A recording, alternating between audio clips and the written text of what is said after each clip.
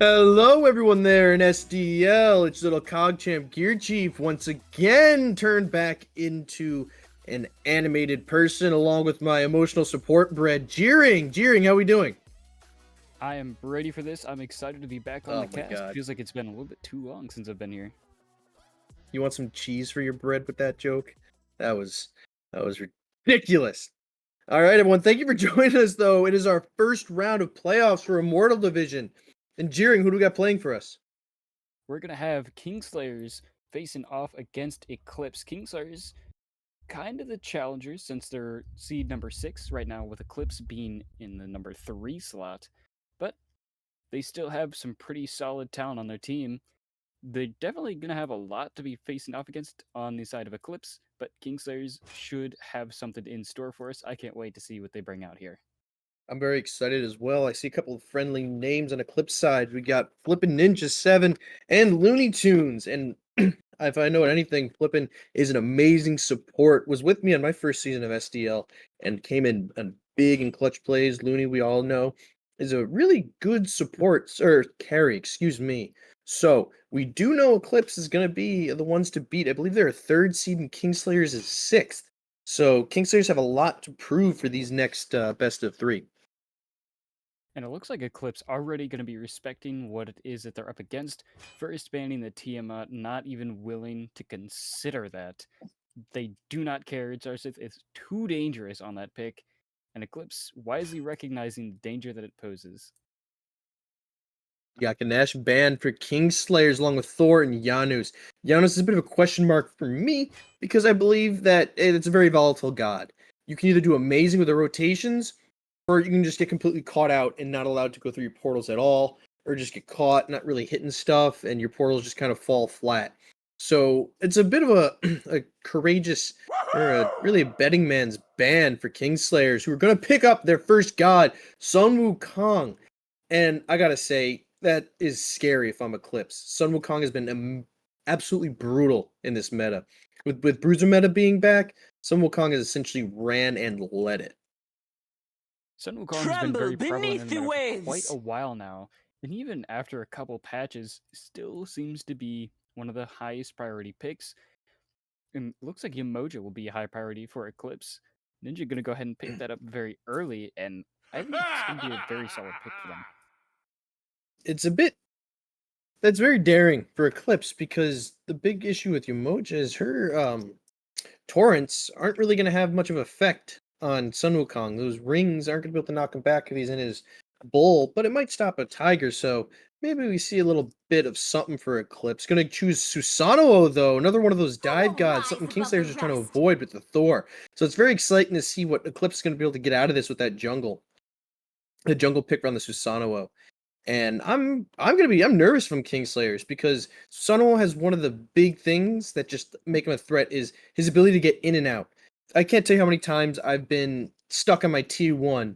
Susanoo, who's fed right there on the edge. I'm in the middle, right by my tower, in my safe space. And then Susanoo blinks, uses his cloud, Storm Kana, and then dashes out, takes maybe 2 tower shots, and I'm left in a gray screen. So it's going to be a bit scary to see that Eclipse has its Susanoo, and I'm wondering what it's going to be able to do. If the Kingslayers have anything to say about it, hopefully not quite as much, since they are going to go ahead, bring in the Geb, get some extra safety on that backline. If he goes a little bit too far, Cataclysm going to bring him to a grinding halt. So hopefully the nice CC there from Kingslayers on their support and mid lane will be able to just stall it for enough time, get some damage onto the Susanoo, force him out of there. But it looks like Eclipse is not done with the damage onslaught, bringing in the Freya as the final in the top 3. Frey is very, very scary pick. I know LuneyToons is dominant with that pick. So a lot of confidence showing that we're going to decide on the Freya. And the one thing I've learned about Freya most recently is I used to think her early game was a bit suspect.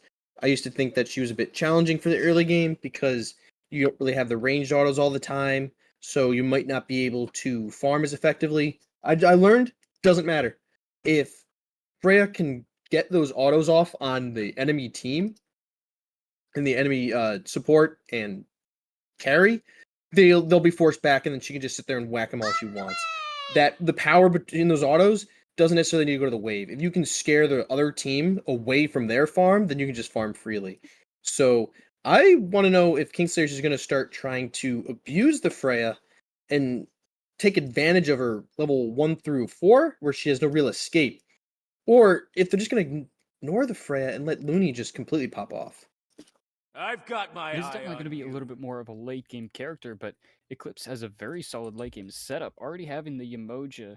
Now with the Freya, combining that with a Ratatotsker, presumably going over to the solo lane, their ability to get into those team fights and control where the other team is and where they no longer are is going to be very potent. Listen But the to my Kingslayers are going to pick words. up the Ho Yi and the Hun, hopefully returning a lot of that damage. So if Eclipse doesn't have the beads or the CC immunity available right when it's casted, they may be in for a very short but painful experience. This Hunbots excites me because Hunbots' ultimate is one of those things where it doesn't matter. As long as you're past level 5, it doesn't need to do damage. It can be used as an emergency button or as just a complete and utter engage that just throws the enemy team off. So that's a very good choice coming for the Hunbots. Allows them to really kind of build around. It doesn't Hunbots builds into a team. You don't need to build a team around him. So, like, say some assassins like a Willix who needs people to help knock up. No, Hunbots can really build into any team, so it's exciting to see. What's more exciting, though, is the Charon. I've seen this only rarely in the SDL since he's been available, because he's mostly been banned out. And I think we're probably going to see why, but Jeering, I'm starting to notice something on the Eclipse team. I got 2 supports, or 2 Guardians, and two assassins. That's a bit odd if you ask me. One of them's definitely going to have to be over in the mid lane. The other most likely going to go ahead and go to support. I would expect the Susano is going to be safe in the jungle. Freya, we should assume, is going to go over to LuneyToons in that ADC role. But the rest of it seems to be a little bit up in the air. The one thing I do notice is that is quite a fair amount of CC and teamfight potential coming out from Eclipse. So I'm going to have to keep my eye on how well do they get into that mid-game situation and if they can make those teamfights really pop off. All right, we're gonna see just how well Eclipse has built their team, what they're gonna use them for, and if Kingslayers can really clap back with a more solid and traditional team comp in game, and we'll see you there.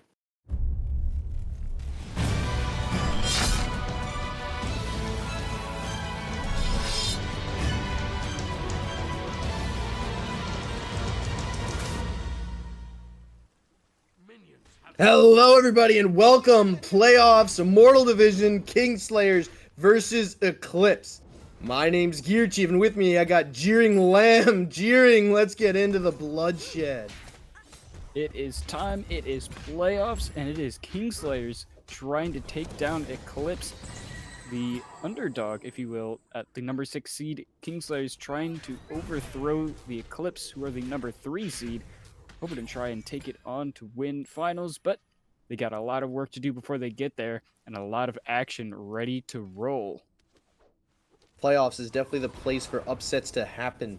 It's just some teams can get a little cocky. Some teams could have been holding stuff a little bit secret in the regular division play. So playoffs is the place where you really got to be careful. You don't want to get too cocky. You don't want to overplay it. But you also don't want to be too nervous. You want to kind of treat it like any other game, any other day. You want to be able to, especially if you're one of the better teams, play like you're known to play, like you normally play, and don't let anything get to you. And that's really going to be Eclipse's big, really what they're going to look into is to see if Eclipse can really hold into their lead that they have, or if Kingslayers is going to do a big upset. One thing we talked about these team comps a little bit more. What team comp do you favor, Jeering? Use your little prediction goggles. What do you think is going to happen?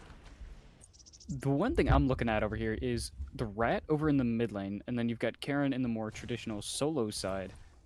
Eclipse definitely has a slightly more unusual team comp, having an assassin in that mid lane, but their regular ability to just burst somebody down and lock them out with CC in the late game teamfights, or even just in the mid game around those beacons, is really going to take off. So if I have to do anything, I would be keeping my eyes on how Eclipse handles being able to survive the laning phase, not having quite the traditional clear, especially in mid. The Kingslayers definitely got a lot to work up for it. It's money. If I would have bet you on the team comp or where Kingslayer or Eclipse was going, I would have lost money. I would have thought that it was Charon in middle or Susanoo. I would not have thought the rat would be going middle. And I guess it makes sense. You can use the acorn that lets you get the flurry off twice, but I just feel like Susanoo has a bit better clear and might be better in the mid lane, a little bit more escape with on demand, really, with the cloud, the storm kata and whatnot. So I'm excited to see how they turn it around, but oh no, Geb's caught out. Gonna possibly get away, stuck in the air. Whoop, not much. Shell will save Geb just barely. We allowed to hop out, and that was a close call for Kingslayers. I don't know, man. This is getting really tight, but at the same time, they're just trying to respect each other's distances. What do you think's gonna happen? Like, I think as soon as first blood happens, it's just gonna be a bloodbath. Kingslayers are lacking a little bit of that traditional wave clear over in the duo side for right now, so it's definitely a likely target for that first blood, since Sun Wukong and Charon, they're a little bit on the tanky side, even for those tanks, so I don't expect we'll see a first blood over there. But of course, right after I say that, we may just see the junglers pay a visit and send somebody packing home. The one thing, if I'm Sun Wukong, though, 12-inch, I think, really needs to abuse the fact that he's Sun Wukong and is clear. Because Charon, and I've tried Charon when he first came out with all his possible spots. And solo felt good late, but oh, Big Apple, rat stuck, flurry, can he get out? The apple pops, but it doesn't find it with the smaller bubbles. We will not see a first blood, but it was getting close. That's getting dangerous. Both these teams are starting to get a bit more confident. Styx wave gets stuck, 12-inch. Right into Charon. Elfrost trying to fight it out. Looks like they're not really going to get much more commitment. Where do you think the first blood's going to be in this game? So far, it looks like we may end up seeing some aggression over in the dual lane from the junglers. Eclipse already having quite a fair amount of pressure. It seems likely to me that we might end up just seeing the Stormcaller come right over there, bring the heat, bring the rain, and send the Kingslayers packing right back home. Because so far, Geb and the Houyi already having some trouble. I think it's going to come in mid lane. I think either the rat's going to get too aggressive or the Discordia is going to miss a root or something. And it's just not going to go well. Because I think they're being too aggressive. But we got a gank in solo lane. Can Elfrost see it? The dash used to initiate. Totem gets him stuck and falls down. Nyx does get the first blood on Elfrost. I told you earlier what was going to happen. Right after I say solo's not going to happen, then they're going to go right over there, and that's exactly what just happened. Exactly. It's so unfortunate. I thought Elfrost would have the opportunity to get away being Charon and all, but as soon as I saw the dash used to initiate with the Hunbats right next door, there was no way was Elfrost getting out of there. Ult was down, dash was gone, the silence was only going to do so much. So unfortunately, the aggression kind of got the best of him. Which I'm surprised the first blood didn't fall sooner. I would have thought the Sun Wukong would have really abused the blue stone and the power and the clear that he has. We see that they're starting to do it now with that blue buff invade. This doesn't look good for Elfrost. Definitely not the ideal start that he wants to be, but with the Chronos Pendant, if I can get the words out, Chronos Pendant now online, the cooldown is going to be a little bit more available, so that wave clear not going to feel quite as bad.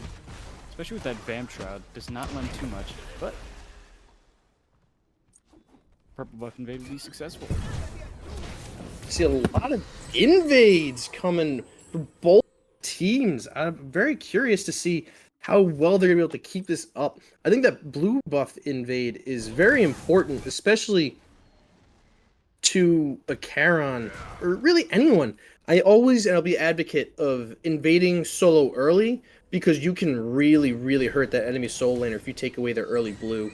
because their damage isn't there. They rely on the cooldowns, they rely on the mana, and if you take that early, that's some easy levels that just gonna be stolen from your opposing soul laner just because they can't clear like your soul laner can, and it opens up to a lot of rotation. So I'm very happy to see that Kingslayers are taking advantage of that and really kind of putting the hurt on an Elfrost. It's definitely not going to be a great feeling, especially when Charon already struggles a little bit with that traditional wave clear. So you're going to have to rely on using those cooldowns and extra abilities to make something happen. But Kingslayers are going to return the favor in duo.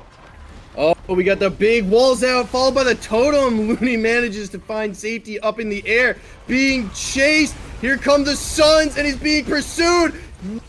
Up goes the Hunt Bats, and Looney gets away, but Tatri will fall to the rat, and that is unfortunate. It looked like Kingslayers just had the mark on Looney, and we're gonna get the kill.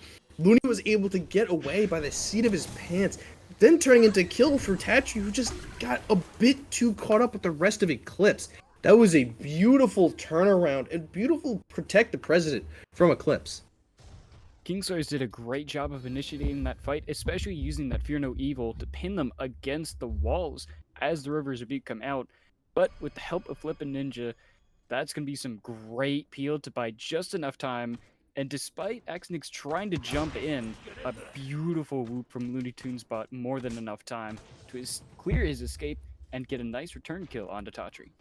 I've noticed Looney has beautiful timing on a lot of his abilities. I remember we were looking Scouting Grounds, and he had a Mercury, or he was able to catch somebody's dash with the Apollo song, and he was able to mesmerize them so they couldn't get away. I watched him dodge between 3 different people to try to get up in the air and just completely get out with no health. So if that's any indication, and that small play, what we just saw, Kingslayer's going to have their work cut out for him trying to kill a Freya who is going to be pretty unkillable. So I'm excited to see how well Kingslayers can manage that, or if Eclipse are just going to protect the president with LuneyToons and leave him untouchable. Right now the game is at 1-1, almost 9 minutes in though, and it could really be anyone's game. Both teams are just being a little bit conservative, which I gotta say is a smart play. I've seen a lot of aggressive games and a lot of kills go one way or another, but they never really turn into anything. Like, it's killing and fighting for fighting's sake, and there's no real thing going. But here go LuneyToons going up in the air to avoid the Cataclysm. It's not looking good. Caught in by the Suns, and another ultimate. They do find LuneyToons, but it took a lot to finally bring him down. Here comes Rat in the sky, knocking up Tatri, but Tatri's looking like gonna get away. Turns around for the slam. Not good. Pulled back. FN7 with the beautiful kill steal that he's known for. And it's 2-2 now. Low kill game, but it looks like it's going to be ramping up. Both teams ready to just bar their teeth. Kingslayers did get a nice pick on LuneyToons just underneath the tower, forcing him back out with Fear No Evil. But Eclipse was already on their way with the return, and Rat getting there just in time to get a knockup, and dodging the knockup from Tatri bought more than enough time for the rest of Eclipse to get there, confirm the kill, and they did end up burning River's Rebuke along with that, but it's still going to be well worth it. Nice return kill is going to slow down the Kingslayers' aggression and force them to carefully consider next time who they try to dive. Now, look, replaying that whole thing in your head, Jeering, do you think that Tatri could have gotten out if he didn't turn around to use the slam? Or do you think that he was kind of just dead? It's definitely going to be a good idea to try and continue to fight back no matter what, but in that situation, if Tatri did end up surviving by holding that slam, it would not have been by very much HP, and only the slimmest of margins in that situation would have saved him. So either way, it's definitely going to be a good effort to try and fight back, buy the rest of your teammates some extra time to try and get out and back under towers, since at the end of the day, picking the support, you're going to get a little bit less golden XP from the lower level character than somebody like your carry, who you want to be on as nice of a stat line as possible. I can't agree more. But the one thing I want to talk about, or one thing I was trying to say earlier, was that I like how these teams are a bit more reserved. They're not just fighting for fighting's sake. They're killing and then they're invading to take advantage of the pressure they have. Looks like they're kind of post up for a Gold Fury actually, which I just love because it's not nonsense. There's a plan that they're enacting and they're going for it, whether it's actual Gold Fury or trying to get a pick out of it. Blink up in the air, forcing Huyi to hop, and he's just on top of him, trying to bring down the Suns, but it's no match for the Rat, who falls down. But we do see the Hunbats get a return kill on Susanoo with the totem. Tatri stuck out to try to save his teammate. Elfrost does get the kill. Rivers Rebuke up to try to save another teammate, but Xarxith does get the kill on LuneyToons. LuneyToons falls 12-inch, trying to get another one, stacking up. Gets stuns by FN7. Elfrost trying to get out of there and save his life. 12-inch is not going to be deterred easily, but thinks better of it as Elfrost finds Sanctuary in the T1. Gold Fury did not fall to anybody, but it does look like a consolation prize will be achieved by Kingslayers, who's trying to get the Stygian Beacon. Eclipse not willing to give it up, though, charging right back in to try and force Xarxith away, but Kingslayers not willing to give it up without a fight. Elfrost sitting in the area trying to stop Kingslayers from getting it, but it looks like they will push him off. All 5 are here, though we do see Poncho is pretty low, not in any condition to fight. Kingslayers will get the beacon, but it does look like we're going to have a pause, and we're going to go back to the table for a little bit. Jeering, talk to me. What do you see? What do you like? What don't you like? That was a beautiful engage coming out from Eclipse. Susanoo blinking in, buying just enough time for the Rat to get up into ult, and then jump on over to knock up whoever on Kingslayers was going to be on the receiving end of that. In that case, it was Vayu. Dropped the Suns to slow them down, but it wouldn't be enough. But, respect to Vayu, though. Good effort, bought enough time for Axinyx to get in, drop the Fear No Evil, and set up more than enough damage in CC for the rest of the Kingslayers to make a beautiful counter rotation and slow down the roll of Eclipse there. Eclipse definitely thought they were big and bold and trying to get a little bit more out of that Gold Fury pull, but they definitely overstayed their welcome. Rivers Rebuke pulled to try to split up the teams, but wasn't enough, as we see that Unbats is just an absolute menace. Right here we see Totem forcing Frost out. 12-inch will throw a cudgel his way, but it won't really matter. Just kind of more throwing ultimates to kind of just beat each other's chests and just show who's bigger. And that's just very well known to happen in the solo lane. It is a very well-known facet of the solo lane. Beating your chest, show you have the presence, you're not afraid of them. But in this case, Elfrost already burned the summoned sticks, and with the help of Axinyx, he forced to back off, giving Kingslayers enough time and presence to go ahead and pull the Pyromancer. Eclipse either none the wiser or not interested in the contest. First objective of the game is going to be Pyromancer going for Kingslayers, which I'm glad to see. Not really looking to pull too many kills, just trying to get objective real quick at the bottom of the pocket and not make too much of it, because that was the kind of mistake that Eclipse made. They really could have had that Gold Fury, but more focusing on kills, diving in on Vayu, and they got the kill, but it turned out very messy, leaving us with a 4-4 at 14 minutes with a little bit of a lead for Kingslayers, about 4,000 gold. Eclipse looking to stack up on this Gold Fury. Tatri pulled up in the air, pinned in by the waves, does manage to get out with a Phantom Shell, but it's no use. Typhoon pulls him in, and we got another signature kill steal by flippin' Ninja 7. Oh boy, will his team ever get a kill while he's there? Gold Fury gonna be pulled by Eclipse, and I don't think Kingslayers has much to say about it.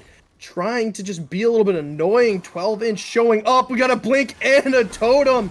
Hopping out, more of annoyance, forcing them to drop it in from the sky. Down falls the Hunbats to Ratatoskr. Scoretti is just in a bit of trouble, pulled back by the wave, being dove by 3. Aegis is doing a lot of the heavy lifting, but falls to Ratatoskr, getting the elimination. And now we got 12-inch stuck in the middle of 5 people. Cloud, Sky, Somersault, gonna let him get the elimination for Ratatoskr. And then we got a follow-up knockout from Tatri on a LuneyToons. This whole thing is going Kingslayer's way now, as everybody on Eclipse is just falling low. Down goes Susanoo to Vayu, and just trying to get out. Flipping Ninjas is just not trying to get not pursued. Looks like this Gold Fury is going to be going the way of Kingslayers. What a beautiful interruption by Eclipse. Elfrost looking to interrupt, trying to do something, cause any chaos. Flippin' Ninjas is here too. What's gonna happen? It's anybody's guess. It's just a whole bunch of chaos knockups. This Gold Fury's getting low. Elfrost is trying the best that they can to steal this away. Stun from Flippin'. Who's gonna go which way? It's gonna go Kingslayers, who does have the help from their jungler to secure the objective. Unfortunate, as now we see an even bigger kind of swing for Kingslayers. Kill is still 7-7 at 16 minutes. This is gonna be more objective-based problems than it's gonna be kill-based. Oh no, Elfrost using the wave to try to get out. Oh, Bird can't be enough. Up into the cloud. 12-inch thinks better of it and is gonna retreat.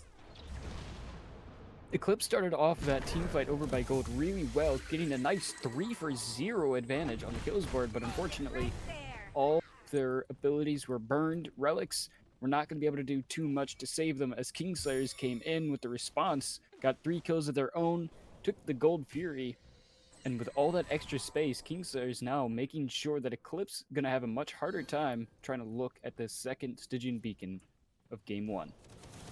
Eclipse now has, we'll call it 3 objectives. They got 1 beacon, a Gold Fury, and a Pyromancer.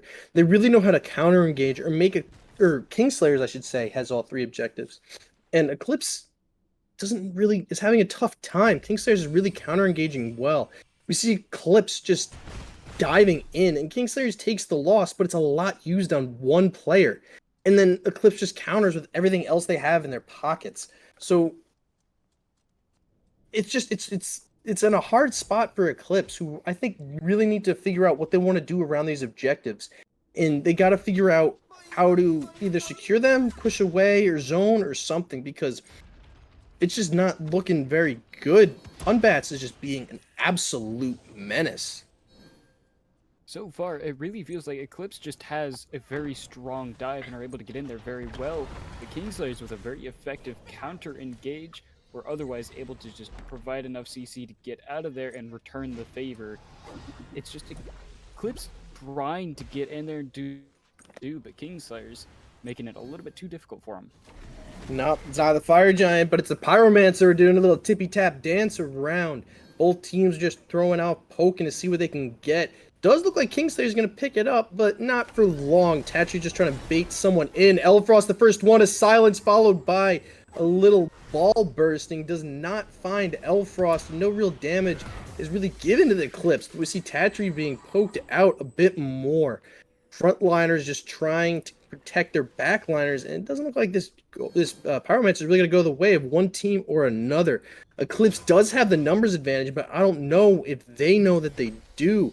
Looks like they're going to try to push out Kingslayers, but they're not picking up this Pyromancer yet. 12-inch and Tatri are doing an amazing job just being an annoyance, forcing Eclipse to not commit one way or the other, while also allowing their Discordia to just throw damage. And that's just a big L for Eclipse, because they couldn't really get anything out of it. Meanwhile, the rest of Kingslayers is just out farming. 3 of them were causing problems, but 4 of Eclipse were sitting there dealing with it. As of right now, Kingslayers, they still have just enough damage to convince Eclipse they need a decisive advantage or a clear opportunity of engage before they want to try and take that objective at all. Because if the past Gold Fury pulls have been anything to go by, Eclipse may have some good dive potential, but Kingslayers, they have more than enough resources to turn it completely on its head and send Eclipse packing back home. So I think it's definitely wise of Eclipse to recognize they need to play a little bit more careful, get the right opportunity on whoever they're trying to dive, and just work together to make sure that person does not come back anytime soon. Do you think the Kingslayers are just going to start taking this their better objective play? Or do you think Eclipse has the team comp to kind of break it up? Do you think they're going to be able to brute force it? Or do you think that just Kingslayers are just going to be able to execute just better? So far, Kingslayers are able to turn these team fights on their head, but if Eclipse can just get down what they're trying to do, just fix a couple issues that they're having here and there, and overall just clean up their game a little bit, they definitely have a team comp well suited to taking these fights. But right now, they're just running into a little bit of trouble, and Kingslayers, they're definitely not going to make it easy for Eclipse. Fear no evil has been a big issue for Eclipse. we just see that monkey coming in, dropping in, forcing everyone out. And it's been a huge tool because it disrupts Eclipse. Just like I said at the beginning, it causes mayhem. And you're forced to use beads, even if you're not the target of it and you aren't going to die immediately. Do you want to use those beads to kind of continue the fight, or do you want to use them for something that's more life-threatening? And that's the big problem that Eclipse has, is we just see so much coming from Axinyx that it's just a big problem. Speaking of that, Fear No Evil forces LuneyToons on beads, but there's 3 here to make sure he falls. Birds in a cudgel, doesn't matter. Forced into the air, Valkyrie strike by the Suns falling down, another somersault. A Whoop gonna try to save his life, but it's not enough. 12-inch wanted that kill. Another instance of 3 people using their ultimates to kill Looney. But here we go with the rat, getting a retaliation on the monkey. 12-inch is barely getting out. The shell is popped, however, to try to get him out, despite him not using it for the walls. Could have been saved there. Chased with the cloud. Big cataclysm to stun him out. Oh no, they're both just stuck. And we see a blink. Oh, Rat's in there with a big dash. 12-inch does fall. Tatri now stuck. Gets the CC immunity on the rollout in just enough time. Does cause a distraction, though, for Pyromancer to fall the way of Kingslayers. And now, I'm not sure which one is better. Primal Fury does give the boost for jungle monsters, but that bomb is just so huge and so important. I think maybe Kingslayers made out a little bit better. 8-9, going the way of Eclipse, but Kingslayers are healthily in the lead by a decent 6,000. We do see some fighting over the totem, though, but not much commitment. There is 3 of Kingslayers trying to fight off Eclipse. Big damage, Tatri half health, but does not care. Gonna get his team onto the point and trying to secure it. Eclipse is not really gonna fight into this, and I gotta say, that might be a bit of a problem. Kingslayers got really aggressive up in the dual lane, and Eclipse did manage to find a really good counter engage, got 2 picks and a nice gold fury off of it. But Kingslayers recognizing exactly what was going on, being able to pull that Pyromancer safely without having to worry about it, and still managing to get there in time as a team to make sure that beacon is theirs. So far, Kingslayers just have really solid play over every objective on the map. And if Eclipse wants to get themselves in a nice driver's seat in this game, they're going to need to take control of these objectives, make sure that they know exactly when those are getting pulled, and prevent the Kingslayers from stealing away objectives anytime that they step up somewhere else. I believe that all 3 beacons have fallen to Kingslayers, so when these Titans are released, it's going to be a big problem. They can easily burn through Eclipse's Titan, and that opens up the map for so much more. A big stun. Vayu gonna chase down Poncho, getting up in the air. Can't dodge the Suns. Does fall to Vayu, who's now stuck out. No escape. Beads pop to dodge the wave of sticks. Going in. Blink by Tatri gets knocked up. Cataclysm does connect. FN7 falls down. That's a double kill for Vayu. Of Eclipse finds themselves in troubling times. Looney forced into the air, being chased out by 3. Make that 4. Will he find his way out? A blink, but the root will find it. Discordia gets the kill on LuneyToons. 5 alive for Kingslayers.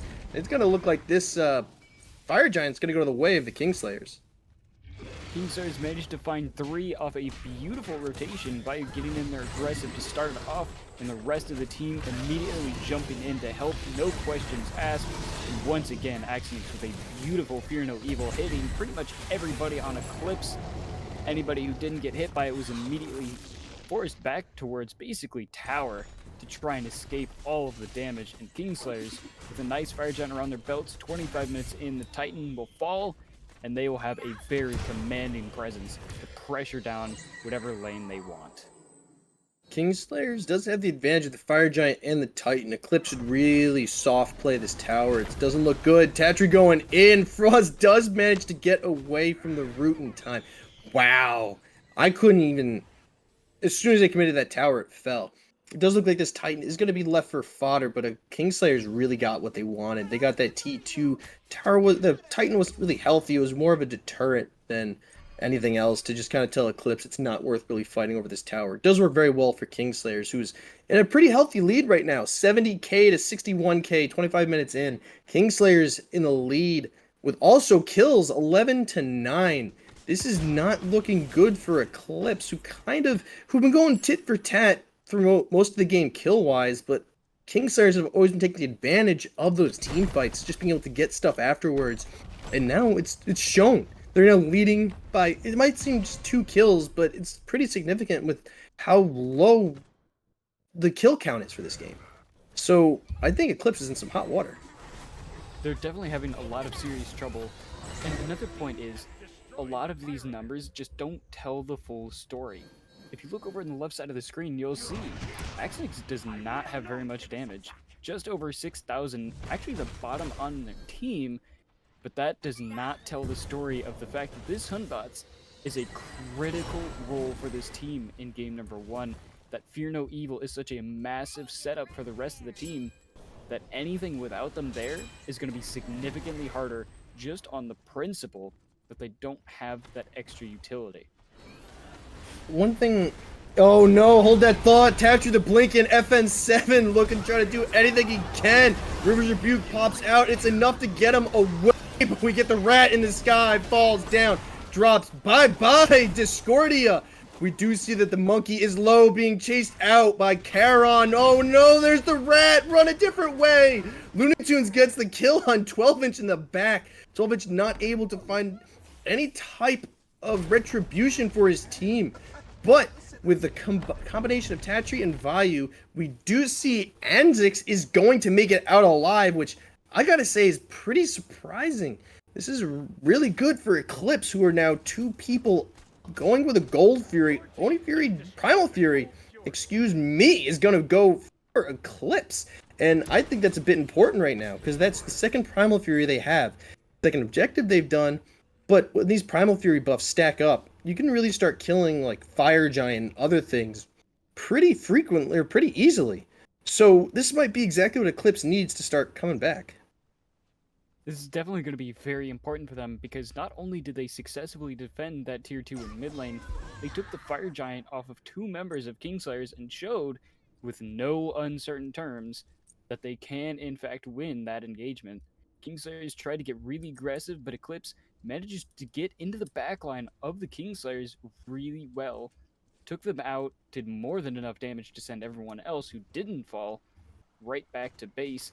In the Eclipse, they may not have had a great early game so far, but as of right now, Eclipse definitely feeling a lot better after that one, so it's got to be good for the mental too. I have no idea how Flippin got out of that. I thought he was dead. I saw the Panic River Rebukes just being dropped, but maybe that was enough. Maybe the shell wasn't there or something. I don't know how he was really able to just kind of squeeze away. It had to have been the shell was down, so no one could really follow him through the waves. And that blows my mind, because he was so low, and with so many options of pursuit from Kingslayers, it was very important to kill him, because then you don't have the stuns, River's Rebuke. You don't really have to worry about the healing from that Umoja. So it's a bit surprising that he got away, and I think that kind of adds to what really happened for the Kingslayers there. Flippin was allowed to keep the rest of his team alive, and that just caused utter havoc for Eclipse. A little bit of sparring at this T1 for the Kingslayers solo side. Both teams are going to make up and see. I don't know. This is becoming really hazardous. It's definitely going to be very dangerous when you consider, just off the Blink Gebel, the Kingslayers ended up trying to take that fight, but it ended up not going their way, as Eclipse did manage to find the 2 for nothing. But with the Fire Giant now back on the table, we're going to see the little tippy-tap dance coming out once again, as Eclipse looking to turn the tables on what happened with the last Fire Giant. Kingslayers put up a front to show they will not be scared away, trying to set up a suitable and respectful defense around this Fire Giant, not giving up that fire pit, but also trying to expand and push out Eclipse to a spot where they don't want to be. This is a very crucial moment. 30 minutes passed, and this is now EFG, so any of those towers are just going to fall like butter on a hot day, and it's just both teams are kind of baiting out something from the other. Can Eclipse get Kingslayers to commit too much? Because we've known Kingslayers loves to commit 3 or so ultimates to LuneyToons. Fight is gonna go towards the beacon, a blink, and the monkey does fall. Unfortunate. Gonna be followed by a quick little pause here, but Jeering, let's dissect that. This is getting scary. It looked to me almost like Kingslayers wasn't really ready to take that fight, just trying to get over, get a little spare time on the beacon.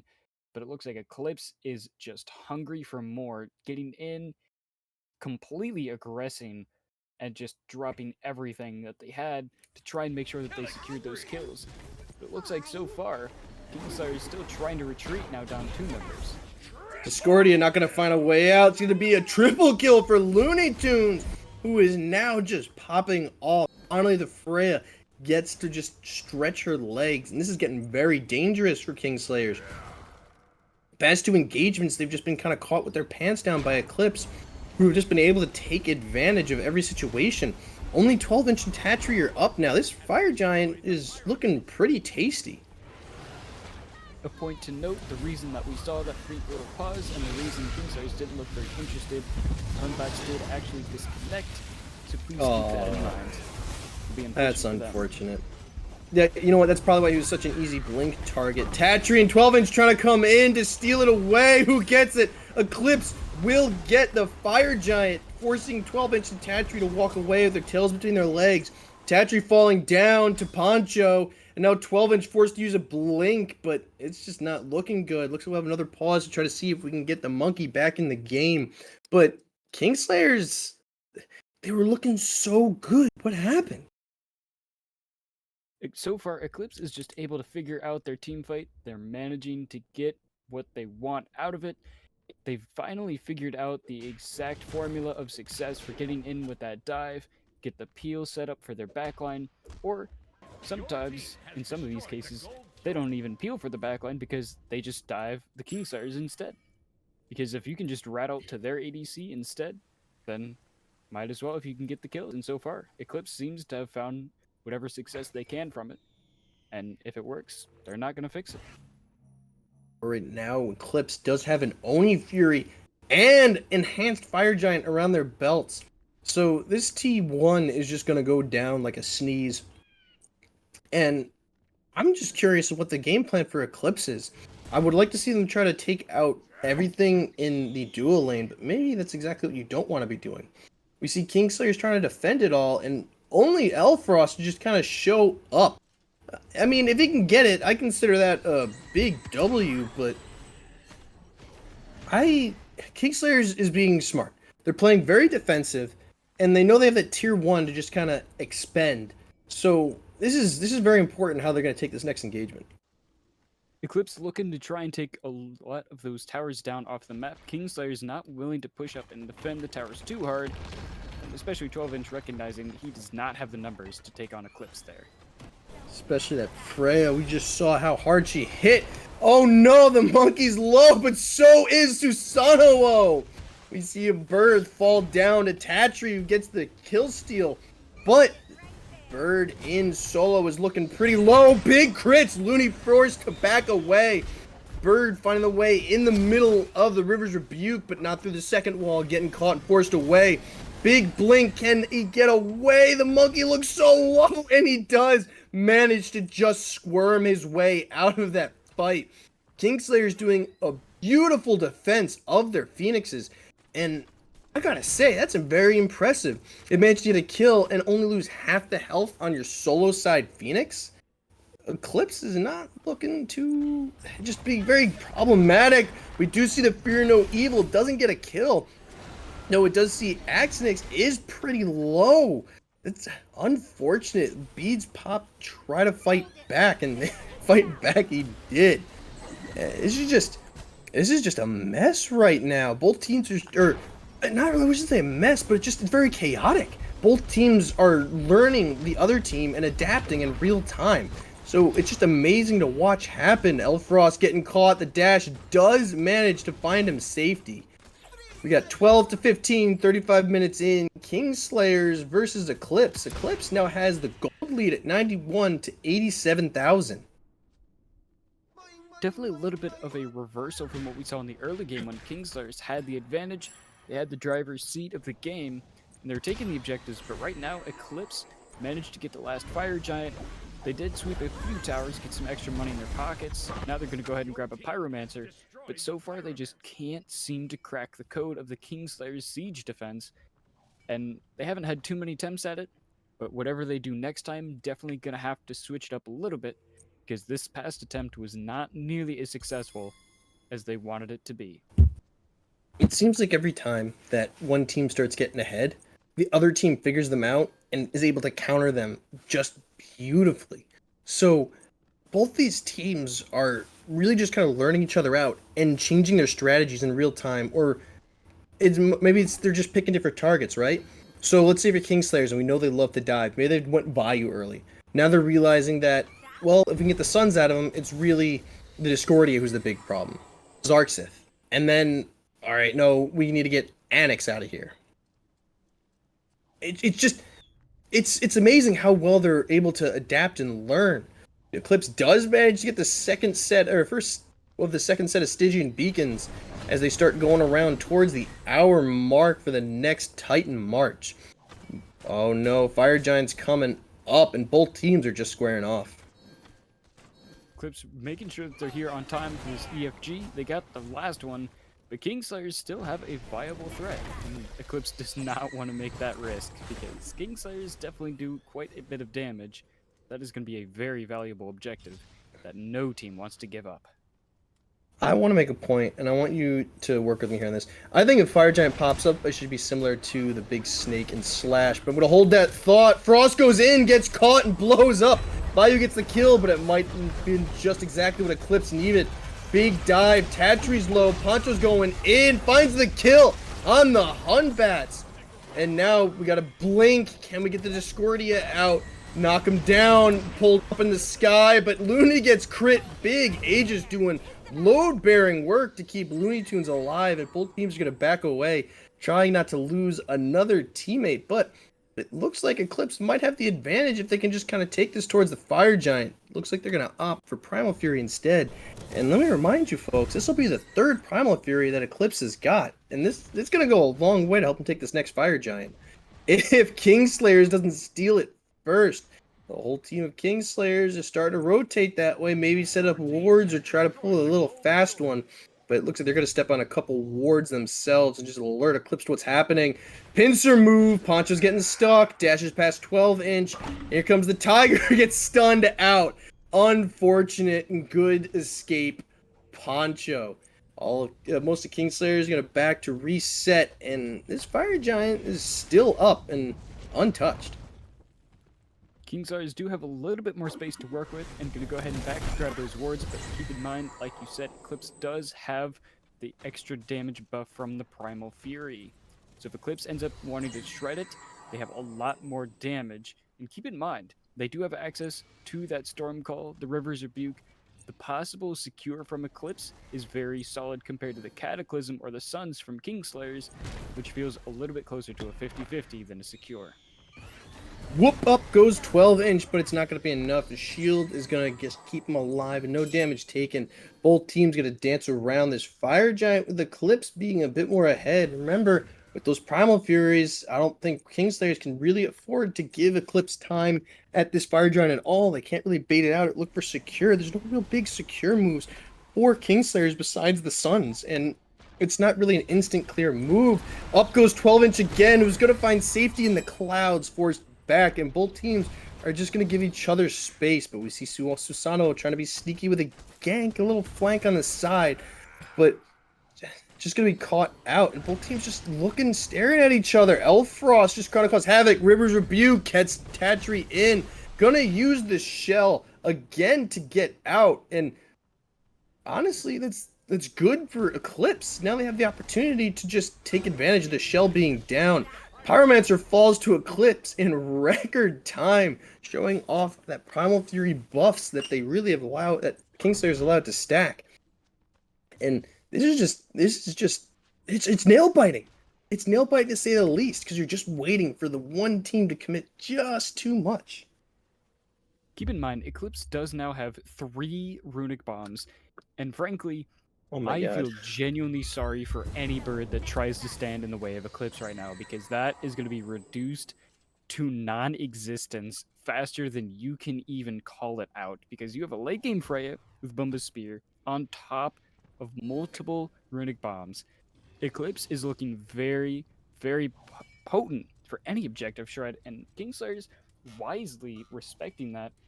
They don't want to step up too far. They don't want to get picked because they know Eclipse will shred it faster than they can respawn to try and defend it. That also opens up for a whole bunch of split push too. So if, let's say they send 4 people one side, Eclipse can send 1 person the other side and just bomb it with the EFG. Elfrost getting poked and manages to dash away, just kind of giving us a little bit of tease into what the fight could be. Again, no team wants to commit. They know this next fight is going to be possibly game, or at least set up the end game. And no team wants to be on the back foot. No team wants to be the one with 2 Phoenixes down. No team wants to be a loser in this only game 1, which I gotta say makes me excited for game 2 and a possible game 3. But these teams, what I like is they might be playing slow, but they're playing it smart. They don't want to rush in and make a bad choice. They don't want to be penalized for being hasty. We do see some initiators, especially Elfrost, who's getting poked out, does get stunned on a bounce, getting pursued. Here comes the Fear No Evil. Elfrost falling to the Suns. And we're going to see an Aegis doing a lot of the heavy lifting, being chased by 12-inch. But now, Rat's in the air, hopping branch to branch. Here comes 1. Can he find 2? Bayou's looking pretty delicious, but we do see the second one going to Susano Byburthe, looking at Tatri now. Runic Bomb will be used to try to get Tatri away, but a dash and a bash, down falls Tatri. Kingslayers stuck in the middle of 3, big silence, and then followed by a whoop. Elfrost gets the kill on Xarxith, and it's just 12-inch left, all alone. Can the bird do the heavy lifting? Elfrost making sure he can't back away. What a beautiful turnaround blink. But it looks like 12-inch is going to try to teleport away. The roof will stop him. But now it's just 4 people of Eclipse into the throne room. 12-inch is just about a quarter HP and only a dream. But this Titan is falling way too fast. Eclipse finds the victory of game 1.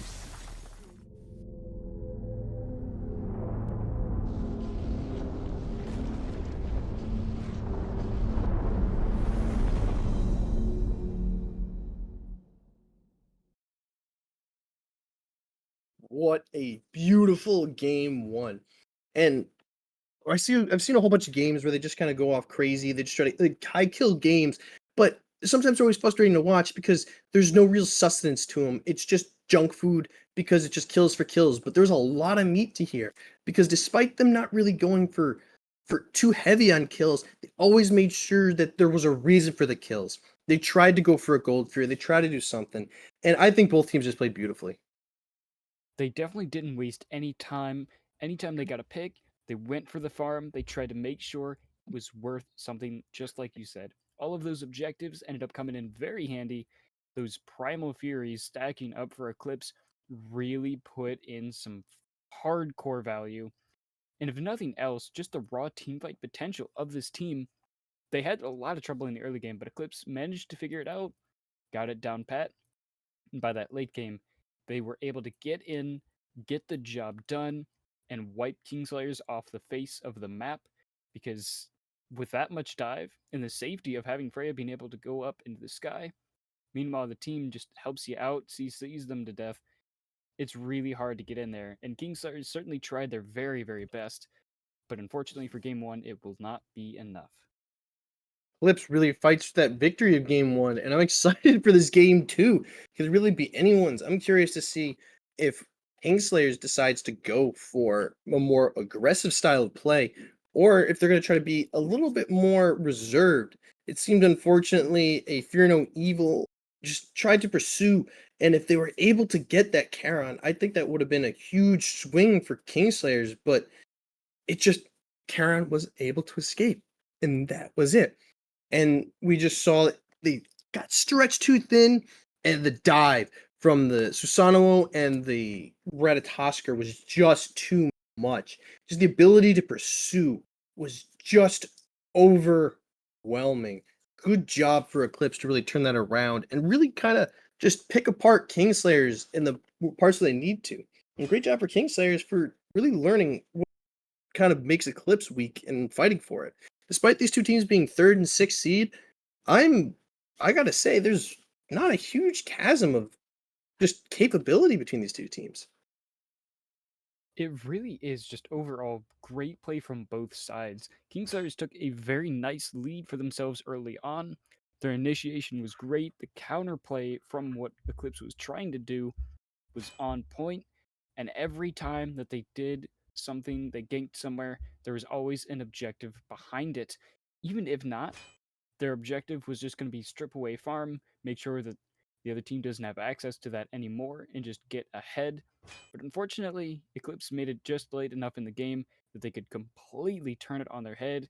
And Kingslayers tried with all their might, but unfortunately, Kingslayer's going to have to make some adjustments going into game number 2, but it looks like they won't make those adjustments to their bans, really. Wisdom shall With be the my exception shield. of getting rid of Ganesh from the Chaos side, leaving Eclipse to first pick the Athena this time. Kingslayers does keep the same bans as last game. Eclipse found that Discordia just a bit too menacing, and I can understand why. With that apple Tremble bouncing around beneath the everywhere, waves. and just the ability for all those for her one ability to just explode and bounce around, it just makes sense. They changed their Athena ban for it though, picking up the Athena, gonna let Umoja go to the Kingslayers, and I'm kind of scared to see how that's really gonna affect Eclipse, because Umoja was such a big element for those team fights, and just to split up Kingslayers and allow the team to get away. I've saw so many Rivers rebukes just allowing teammates to get away that should not have been allowed to go away. Kingslayers though will pick up the Sun Wukong, and I'm kind of scared. We saw big things from 12-inch on that Sun Wukong, so Eclipse might have to be a bit worried. Eclipse may not be too worried, though. They do manage to get the Freya right back to LuneyToons, so Kingslayer is going to leave that pick open. Plus, Eclipse still has one more to round out their top 3, since they presumably have their dual lanes set up. It looks like they're going to go ahead and just run back the Susano once again, giving it back to Byburthe. So far, the only real change is just picking up Athena instead of that Umoja for possibly even more initiation. Now, we saw the Looney doing big things with Freya, a lot of very strategic whoops, but do you think that Freya was a big element, or do you think that there could have been more effective gods for that carry role? Because usually we see Freya I throwing will big things win and big peace by effects, force. but it felt that it was more Looney being Looney than Freya helping out and exacerbating the issue that is Looney Tunes. So, do you think that Freya is a fine enough pick, or do you think there should have been something better for the carry? It's also quite possible that what allowed LuneyToons to do some of that was having that access to the ultimate to just escape BCC immune and run away from the team for a while to buy just enough time for the rest of your teammates to come in, feel for you, get the other team down and on the ground, so you can just get rid of them with all that extra it can provide. So honestly, I think LuneyToons getting that again is going to be a bad idea because Eclipse made it work in game number 1. It was used to great effect, and the damage output came in very, very handy. So, once again, if Eclipse can make it work, they definitely saw some success with it last game, so why not do it again? Kingslayer's picking up a stat, and I gotta say, I would have liked to see Hunbats again. Hunbats was a big effect in keeping the Kingslayers alive in a lot of fights and a lot of initiations too. And it's a great pick, especially with the ultimate through walls, but I don't think it has the same ability that Hunbats does, because I'll always believe that Hunbats has a place in a team fight as long as he's level 5 or above, because of the displacement that he brings to the table. Bastet, you really kind of need to start feasting with her. You need to, because late game she kind of has issues. So to see this Bastet, I want to see Your it pop off terror early and comes to an just end. roll Kingslayers through the rest of the game. I want to see it roll Hachiman through the rest. I want to see it roll whoever that they're going to pick for their mid laner. I want to see it bring Kingslayers into the mid game while Eclipse is still in the early. Another thing to keep a note, Eclipse does keep the red tasker the same, so I think we go ahead and go out on a limb, say that rat is going to end up going to the mid lane. But the point I want to make about that Bastet, I'm pretty sure Kingslayers are just picking that up to get rid of that Freya, because Freya trying to play against Bastet is a very frustrating feeling, because when that cat blocks your autos so many times, it just feels completely wasted.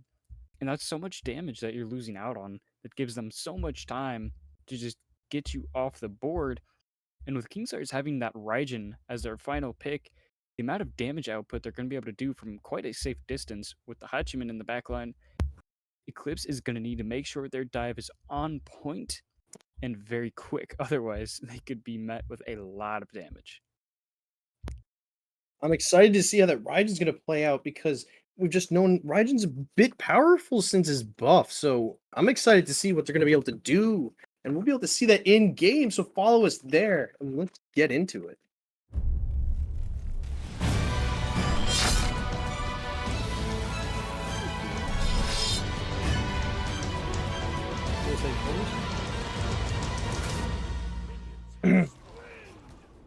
Hello and welcome everybody. It's playoff time.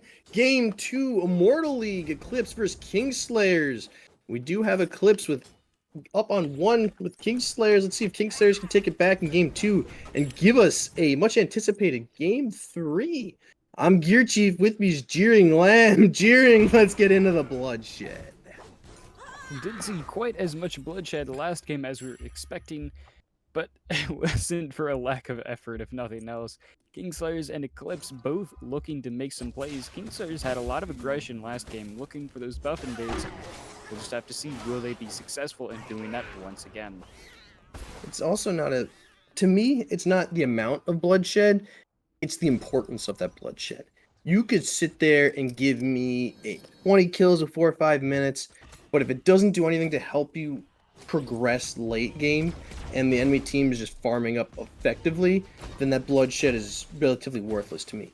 But let's say you only have 2 kills, but those 2 kills allowed you to get countless objectives because the other enemy team's scared of you, then those 2 kills are chef's kiss.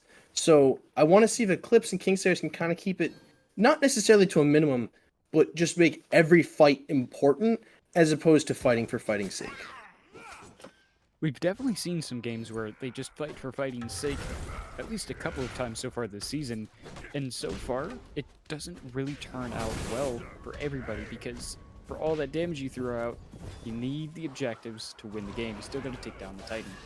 Big blink into a cloud storm, kinda gonna find the first blood. 12-inch falls to Byburthe, and that is big. Opens up the whole solo side of the map. I want to see some invades for Eclipse, who now has the advantage with that first blood. And this is going to be pretty significant, trying to keep this Sun Wukong down. Oh, excuse me, I'm a little gassy. Sun Wukong taking an early spell is not going to feel great, especially since he's looking for that Soul Eater first. Not going to have access to that defense, but on the other hand, Shiva is, especially with that warding sigil, going to be a very tanky solo liner for Eclipse, whereas Kingslayer is opting for a little bit more damage to start off this game.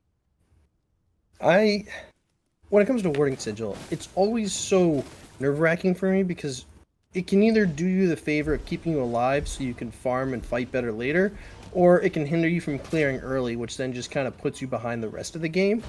So it's a very one way or the other type item.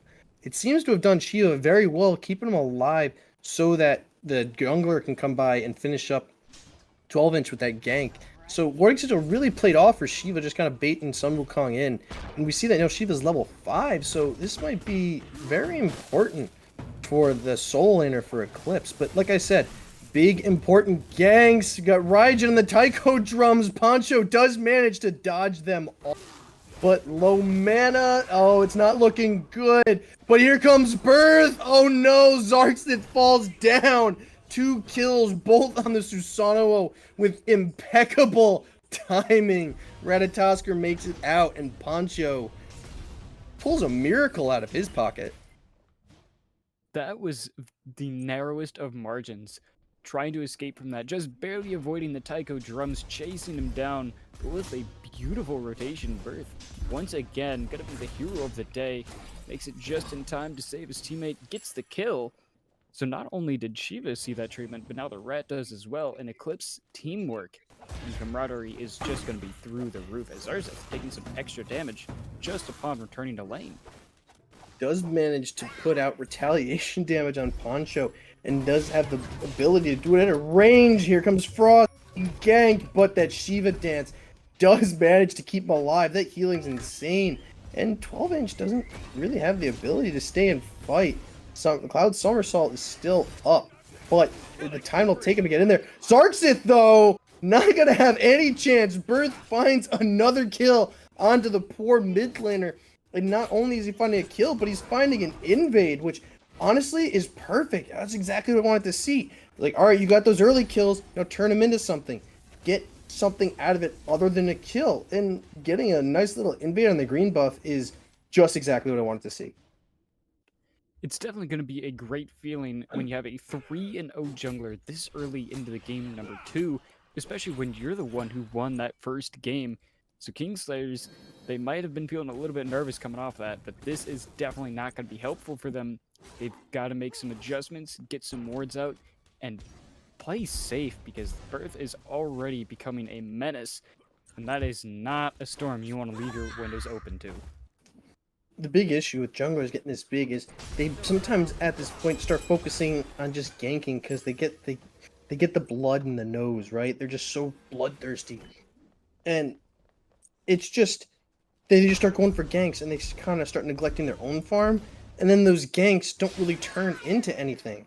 Like it's just a gank again for gank's sake, just to get another kill, which is fine, but you want to do something with it. Early game, a gank for gank's sake is good because it allows your teammates to get the extra level up on the farm. But after a certain point, there's just no reason to be ganking someone anymore. And it's unless you can really find a way to invade or take an objective. So we saw a good inclination of stealing that green buff, but I kind of want Byburthe to go a bit deeper. Maybe take his team towards the red or the yellow or just something else to try to take the advantage. Too late, but here he is already on top of it with the Athena by both ultimates. Can it get the cat out?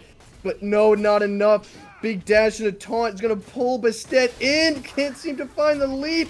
Gets pulled in to Susano, who blinks back in. Xarxith finding themselves in the middle of 3 at the T2. Can't get away. Poncho gets the kill on Xarxith.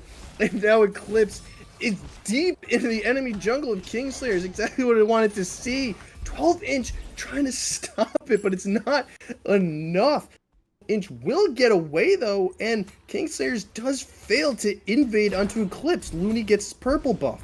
5-0 at 7 minutes in. Eclipse is going very bloodthirsty, but they're making things out of it. They're giving Kingslayers a hard time, not just in lane, but in their jungle too. That's exactly what I wanted to see.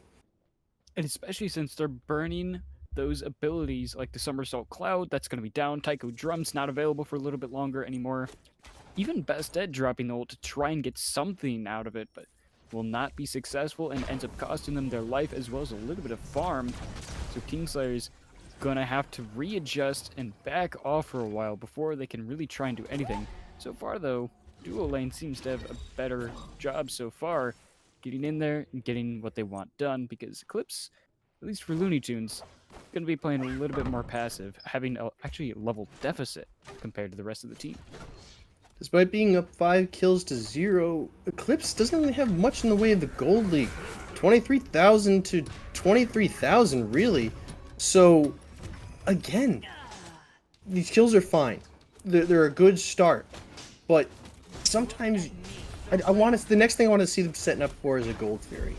And I know I've been asking a lot of them, they've been doing it every single way, but I think that's what they really need to start looking for, is they need to get a nice pick in this duo lane, which you see Byburthe is rotating to, and then go for this Gold Fury. Tatri being stuck in mid, but does get himself away with the Riptide underneath tower. What is Byburthe gonna do? Trying to look for the rest of the jungle, but it looks like Kingslayers has been on it pretty well. Making sure that they're on those timers and dropping the buffs whenever they spawn so that they can't be invaded is going to be a good thing for Kingslayers to do right now, especially since you're going to go ahead and get active on the blue buff on the other side of the map. Meanwhile, Eclipse invades. Tatri getting stuck, checking out his buff. LuneyToons does drop him, stuck in the middle of River's Rebuke to try to get away. Doesn't work, and here goes Eclipse, as if they can hear me. Folks, I promise I don't have direct comms, but this is exactly what I wanted to see. And I'm very excited to see that Eclipse is starting to take advantage of it and take these Gold Furies and just start pushing a lead and not just fight for fighting's sake. Gold Fury falls to Eclipse. FN7 gonna get away with low health. Poncho and Byburthe just splitting some farm, and this is exactly some textbook Smite, folks. Xarxith, despite being 0-3, still manages to keep about the same level as the other mid laner, so Kingslayers is doing a decent job trying to farm up whatever they can and getting active, especially in this duo lane. LuneyToons dodges the ultimate from Bastet, trying to get away. Big taunt allows him to do that. All of Kingslayer is going to decide to walk away. Oh no, here comes Frost from a teleport. Tatri being chased. Riptide does slow FN7 down and allows Tatri to get away, but this green buff is going to go the way of Eclipse, and there's not much Kingslayers can do. This gold deficit's starting to grow. We have 28,000 to 27,000. Not exactly a 1,000 gold split. There is a bit of change left in there, but it's definitely considerably bigger than it once was. So Eclipse is doing, for everything Eclipse is doing right, Kingslayers is doing just as right to make sure it doesn't get too big. A whoop finding B. Vayu does have the advantage, but Looney does manage to squeak away like he's known to do. Beautiful job from both carries. Unfortunately, doesn't result the kill for either one. Eclipse so far seeing a complete 180 as they're getting aggressive on Xarxith, doing a lot of damage, already down to half HP, but Byburthe looking around the corner. Oh no, it's another rinse and repeat. Zards is trying to find a way out, but the Typhoon kills him while he's in a cloud. Tycho Drums does not do enough to dissuade Byburthe from diving in that T1. And Tatri's going to be the target again, trying to tank some tower shots. FN7 getting his mid laner in there. We can't see Bastet doing anything too useful. Axinyx being dropped on. Poncho does find the knockout. Elfrost following the follow-up on Tatri. This is big, and now they're looking for another objective, just not on the map yet. They really have nothing else to go for. Eclipse just being completely dominant and essentially eclipsing any chance that Kingslayers has. There's not much for Kingslayers to really do to defend, but there's not much for Eclipse to really get. And honestly, I can't really say what I want to see out of Eclipse anymore. They've done such an amazing job. They're doing their job so good that there isn't even anything left to take. Beacon will be spawning here shortly, but Eclipse, they did take some damage over the course of those fights, so they're going to have to back off, reset, before they try and go in there. Otherwise, those low HP bars could be the shutdown that Kingslayers need, especially for Vayu, who's doing quite a bit of work against this Freya. Almost charging in. Cavalry charge forces Looney up in the air. Vayu just trying to find some solid autos, but it looks like the minion's going to find the final hit on the LuneyToons. Well, the teams are now fighting over this beacon. Who can get there first? Advantages, and Kingslayers is just charging up. Somersault off the cloud, finding the KO onto Poncho, and now forcing away Byburthe and FN7. Kingslayer is going to take the first beacon, and I gotta say, they're finding a way to claw this way back. 9-2 at 12 minutes, almost 13. T1 looking like it's going to fall down for Kingslayers as 4 are strong, trying to take it out. But Frost is going to decide to step up a little bit and force the Kingslayers back. Kingslayers do manage to get 2 kills out of that, 1 for their solo, 1 for their ADC. The ADC managing to get the solo kill on the Toons, but Eclipse, they're not too happy about that, trying to make sure Kingslayers don't get too big for their britches after that shutdown.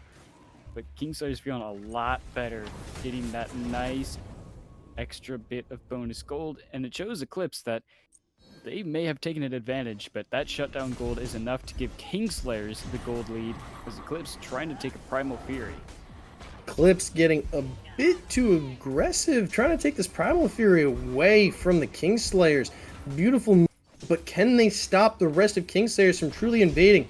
Vayu trying to look for a way to steal this, but we got 12-inch and Tatri. Primal Fury's low. Who's going to get it? Kingslayers managed to steal it from Eclipse. Tatri does fall to Byburthe, however. 12-inch looking to pursue. Frost brings him right to FN7, who's going to try to get away. Does manage to turn the corner, but Poncho is going to fall to the Bastet and leaving Byburthe in the back. Oh, big cat bite.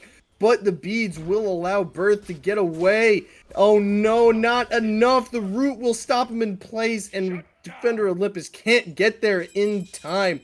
Kingslayers come back with a massive W. Nobody died, and they stole the Gold Fury. Eclipse now has to think twice about what they do. T2 for Eclipse is falling, but Elfrost managing to teleport off. Xarxith being able to teleport away, and Frost is just trying to make sure the Kingslayers don't come back for more. I think it might be a bit too much, but I think better of it and not cross midway point. Looks like Kingslayers got what they came for, and Eclipse, they're a little bit upset about what just happened, trying to get something out of it, but right now Kingslayers doing quite a bit of damage. A triple taunt from FN7, but unfortunately LuneyToons was not close enough to return some damage, and Kingslayers will manage to escape now with an almost 4,000 gold lead. Eclipse, they are just left wondering what the heck just happened. They've had issues game one trying to secure objectives. We've seen that Kingslayers can really push them off of it, and it looked like Eclipse tried to go for the secure method this time rather than the fight, which is understandable, but if you're going to do that, you kind of need someone with a secure ability, and no one really on Eclipse has that besides the Susano and the Typhoon. So it was choppy, but I think it was a risk that kind of needed to be taken. They just need to find a way to give themselves better odds in that scenario. So far, Eclipse, they've really just been struggling, trying to make sure that they get in on some of these engagements at the right time exactly. They've been using those early leads that they had to good use, and they've been doing quite a bit of damage, but here comes Mounted Archery to try and get the kill onto LuneyToons, but able to go up into Valkyrie's discretion, trying to run away. Defender of Olympus will not be successful. Vayu finds another solo kill, now 2-0-2 for the Kingslayers ADC. It looks like Looney is finding a tough time on that Freya. Can't seem to get the damage out in the Hachiman, who's now 2 levels up. And it's just big trouble trying to get those Freya autos. Oh no, Byburthe does find the kill onto Axinyx. Xarxith trying to get a return damage onto Byburthe. Tycho drums, but is not enough. Beads, and it's just over. Byburthe does get the second kill onto Xarxith. Now we got Tatri and 12-inch dragged into this fight. Riptide going to get them away. But with this beacon coming up pretty soon, looks like Eclipse is in a good spot. Here comes Frost with a knock-up and a pull, forcing the rest of Kingslayers into an awkward position. Up into the sky goes 12-inch, pushing away the rest of Eclipse, letting him heal in peace. And now they're just trying to get all the abilities they can, so this next beacon is a bit of a wash. Frost and Byburthe trying to go towards the Pyromancer, but going to turn around onto Tatri. Byburthe knocks him down, and now we see the rest of Kingslayers is trying to form up and make Eclipse think twice.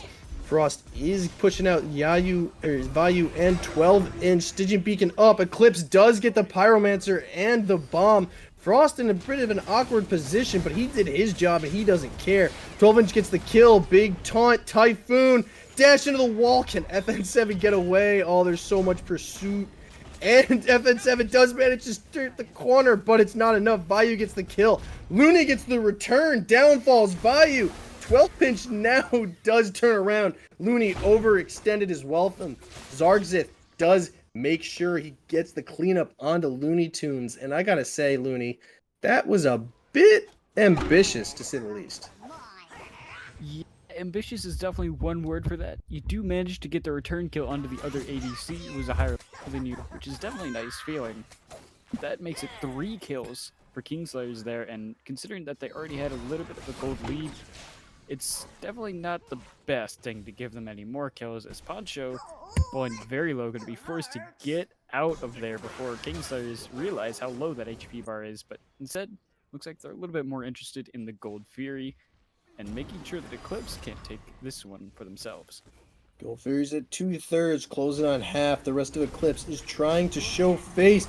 We got a taunt from FN7. Gold Fury's low. Tycho drums and the Typhoon. Who will get it? Gets leashed. No one secures the damage. But Elfrost does make sure Tatri falls for his troubles.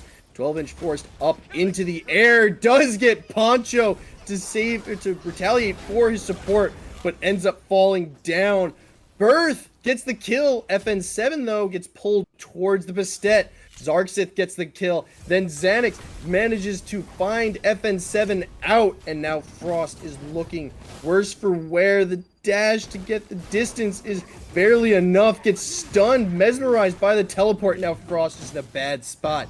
Vayu does manage to clean Frost up. And now Kingslayers is looking at 4 and a Gold Fury. They got interrupted, but looks like they're going to be able to finish what they started. They still have the numbers, and while it is Byburthe coming up with some extra damage, Kingslayers have 4 strong. Gold Fury already under half, and Byburthe could realize it's a little bit too late and not interested in going in there too deep, will wisely decide to just save his life and back off. The one thing that Kingslayers has done tremendously with is objective management. Because they saw that the Typhoon was being charged up, and they didn't want to risk it with the Taiko drums. Like, all right, we can take the fight, and then we'll take the Gold Fury.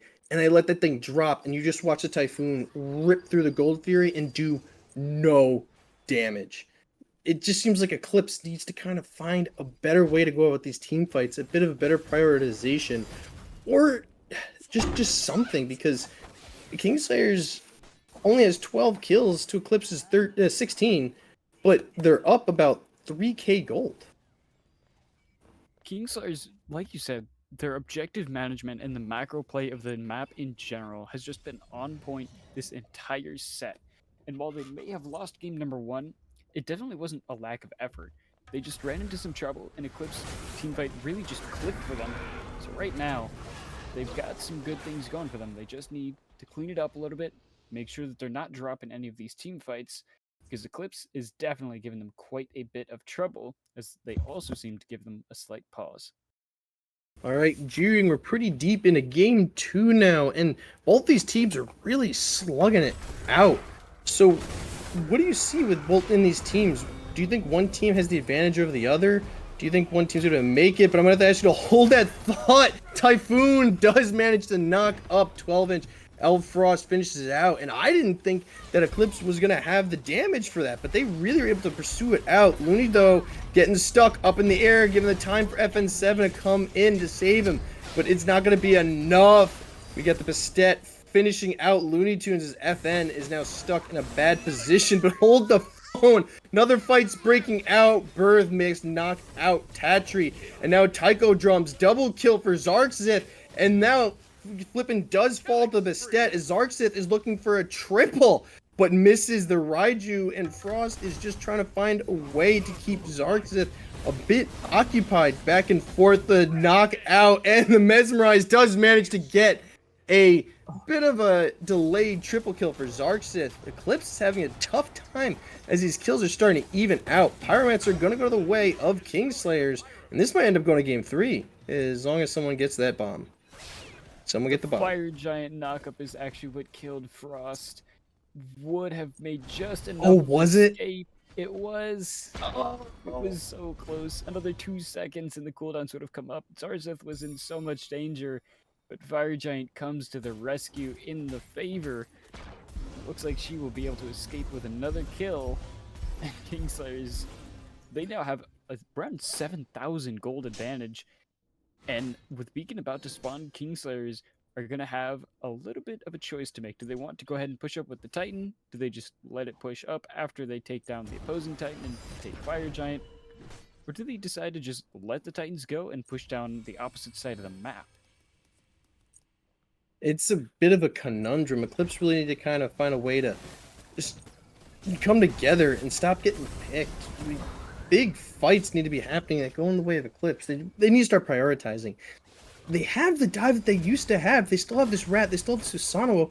I want to see them kind of pick apart the Kingslayers. And here we go. Up into the air. Taiko drums expended.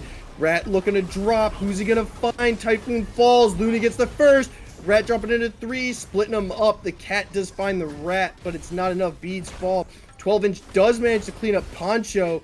We got Bastet getting a double onto Byburthe, and the Frost does get a return onto Xarxith. Looney up in the air, full HP, biding time to see what he can get away with, but it looks like Elfrost is going to be the one pursued by 3. Vayu turning the corner, getting knocked up. Aegis trying to save and spare the time. It does do what it needs to. 12-inch to come and save his buddy. And it looks like Eclipse, once again, is caught in a bad spot. Primal Fury going to be taken by Kingslayers. Is Looney going to contest it? Doesn't look like it. Eclipse not even going to show up. Kingslayers gets the Primal Fury. That's going to be a very helpful objective for them, since the only objective right now on the map is going to be the Titans pushing down and the Fire Giant. If Kingslayers can use this extra time that they have, and now that extra bonus damage from the Primal Fury, that Fire Giant is going to be made quick work, especially since their team fight already. Kingslayers have just been doing such a phenomenal job that what we saw Eclipse doing really well last time seems to be what they're having trouble with this game. And it seems like Kingslayers managed to just work around it. They kept their heads cool, kept the mentals in check, and made the adjustments that they needed to now where Eclipse is sitting in the back seat while Kingslayers drive this game wherever they want it. And right now, it's definitely going to be up to them where the course of the next couple minutes go. Now, do you think there's one specific thing you can kind of pinpoint as to what Eclipse needs to fix? Or do you think it's just kind of a whole bunch of minor things that need to work in tandem?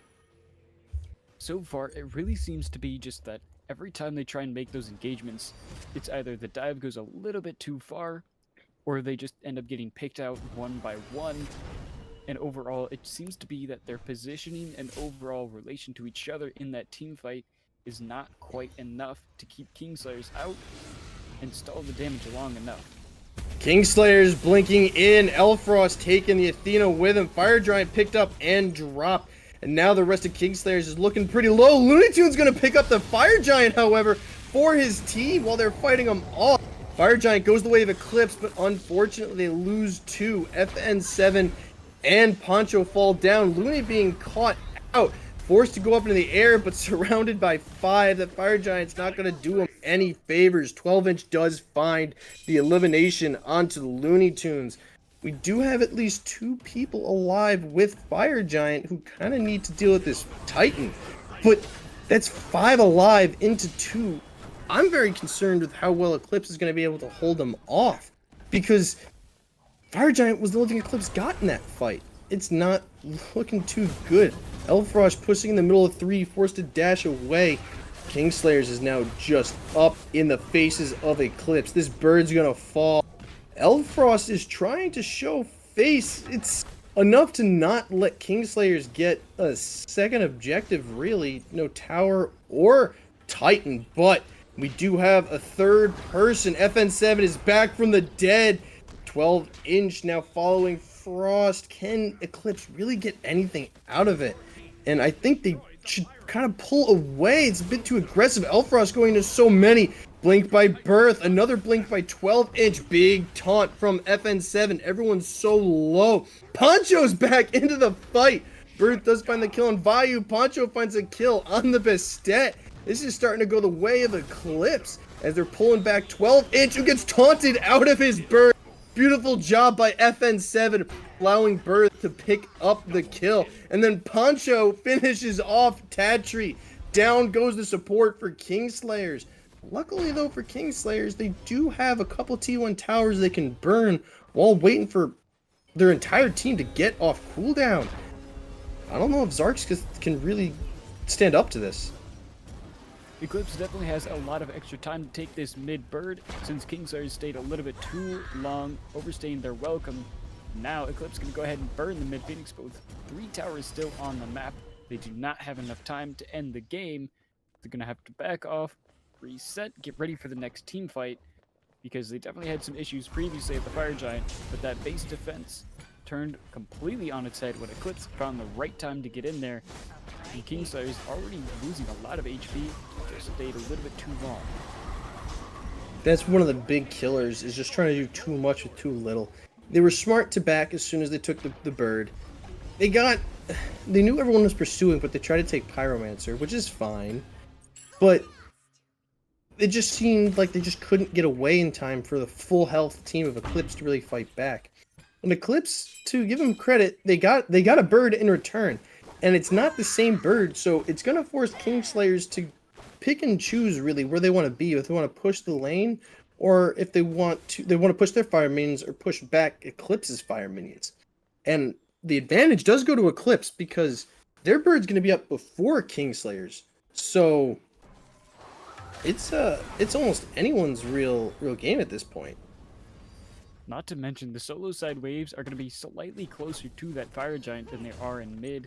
So Eclipse, even if that fire giant dance starts a little bit early, they have a little bit less distance to traverse before they make it to that very pivotal objective. Looks like now they're getting very aggressive. Frost doing what he's always done, causing chaos and pushing back the Kingslayers to allow the Eclipse to get breathing room with this solo side. And we see Byburthe trying to be sneaky, catch someone flipping on a ward, but just gonna take it away. Kingslayers does know he's there. They do not really know what this Bastette's gonna do. Byburthe with the blink and the cloud pulling back in. Here comes the Typhon. Does find the cap, but it's not enough. B makes sure that Axinyx does fall. 12-inch trying to show a little bit of presence, but it's not enough. LuneyToons going to poke him out. Now it's 5 and a 4 for Kingslayers are down. Eclipse is a bit up, and they're trying to see if they can get this T2. I don't know if Kingslayers can really pull up a defense that they've been able to for the rest of the game. FN7 with the dash and a taunt, keeping Tatri in place for a nice damage, but it's more poke than anything, kind of weakening the support. But it's not going to be enough. With the healing capabilities of Umoja, it's going to force the rest of Eclipse back, and I think it's smart. It's kind of wasting time to really be sitting at that tower for no reason. They do still have that one more fire wave pushing down the right side, so it's going to be a good time to go ahead and back clear that out. Since Fire Giant getting ready to respawn Eclipse, they're going to go ahead, spend the money that they've got in hand, finish off whatever items they have, get some extra wards, maybe some 500 pots, and get ready because this next Fire Giant is EFG. And if nothing else, if Eclipse can manage to find a good wipe or even a few good kills onto Kingslayers, this could be very dangerous, potentially even game deciding if one team is not careful. It's very scary because either team can start taking this away. This Fire Giant's EFG, and both teams, Eclipse has really kind of closed the gap. The teams are at 8,200 or 82,000 gold. Kills are 25 Eclipse, 24 Kingslayers at a 32-minute mark, and it's just anyone's game. 12-inch being pulled in by both Shiva and a nice taunt from Flippin, but gonna manage to get away. Looks like Flippin took a bit more damage than anyone else from the Fire Giant. Poncho trying to get a nice little kill out of Vayu, but opting more for that beacon, which he's gonna go uncontested. Pyromancer 2 being leashed back, and what's gonna see Kingslayers does get the Pyromancer, and Eclipse shows that they don't really know how to play around an objective. Kingslayers stealing yet another one away from Eclipse, and this time all of Eclipse was surrounding the thing, and Kingslayers just did a little quick poke. And they didn't even get the beacon yet. All of Eclipse is sitting at that beacon, kind of allowing Kingslayers to get good positioning or good ward position for this Fire Giant. It's going to be some great team play from the Kingslayers to just continue applying just enough pressure to force Eclipse to just hesitate, and as soon as they did, it was just enough time of the Pyromancer being unleashed for them to get in close enough to steal it away. Fire Giant is still on the board though, so Eclipse does have another chance to make a big play. They just need to wait for the right opportunity, because if they get too aggressive, Kingslayers could turn on their head and shut them down. Big taunt get from FN, cutting Tatri out, and 12-inch getting caught by the Typhoon and falls to Byburthe. Big into the air is Poncho, but opts to fall back on his team, which I gotta say is very good. Rather being aggressive, trying to set up this Fire Giant. Frost is doing well enough to cause havoc for the jungler and the mid. And we do see Frost just being an absolute menace. Here comes Byburthe to help out. Frost will get the last hit onto the Bastet. And that's more than enough. Only 3 alive. This Fire Giant falls to Eclipse, who is now honestly pretty considerably healthy, and with, unfortunately for them, no bombs in the pocket, they're going to be looking at an easy T2, but you know Kingslayers is going to put up anything to try to defend any of these birds, and this middle bird is going to look like it might be the prime target as Looney gets ever a bit closer. Dash in by FN7, big taunt, forcing in Vyview and Xarxith, and we do see River's Rebuke to get Kingslayers out of the fight. Typhoon does find 3, but it's not enough.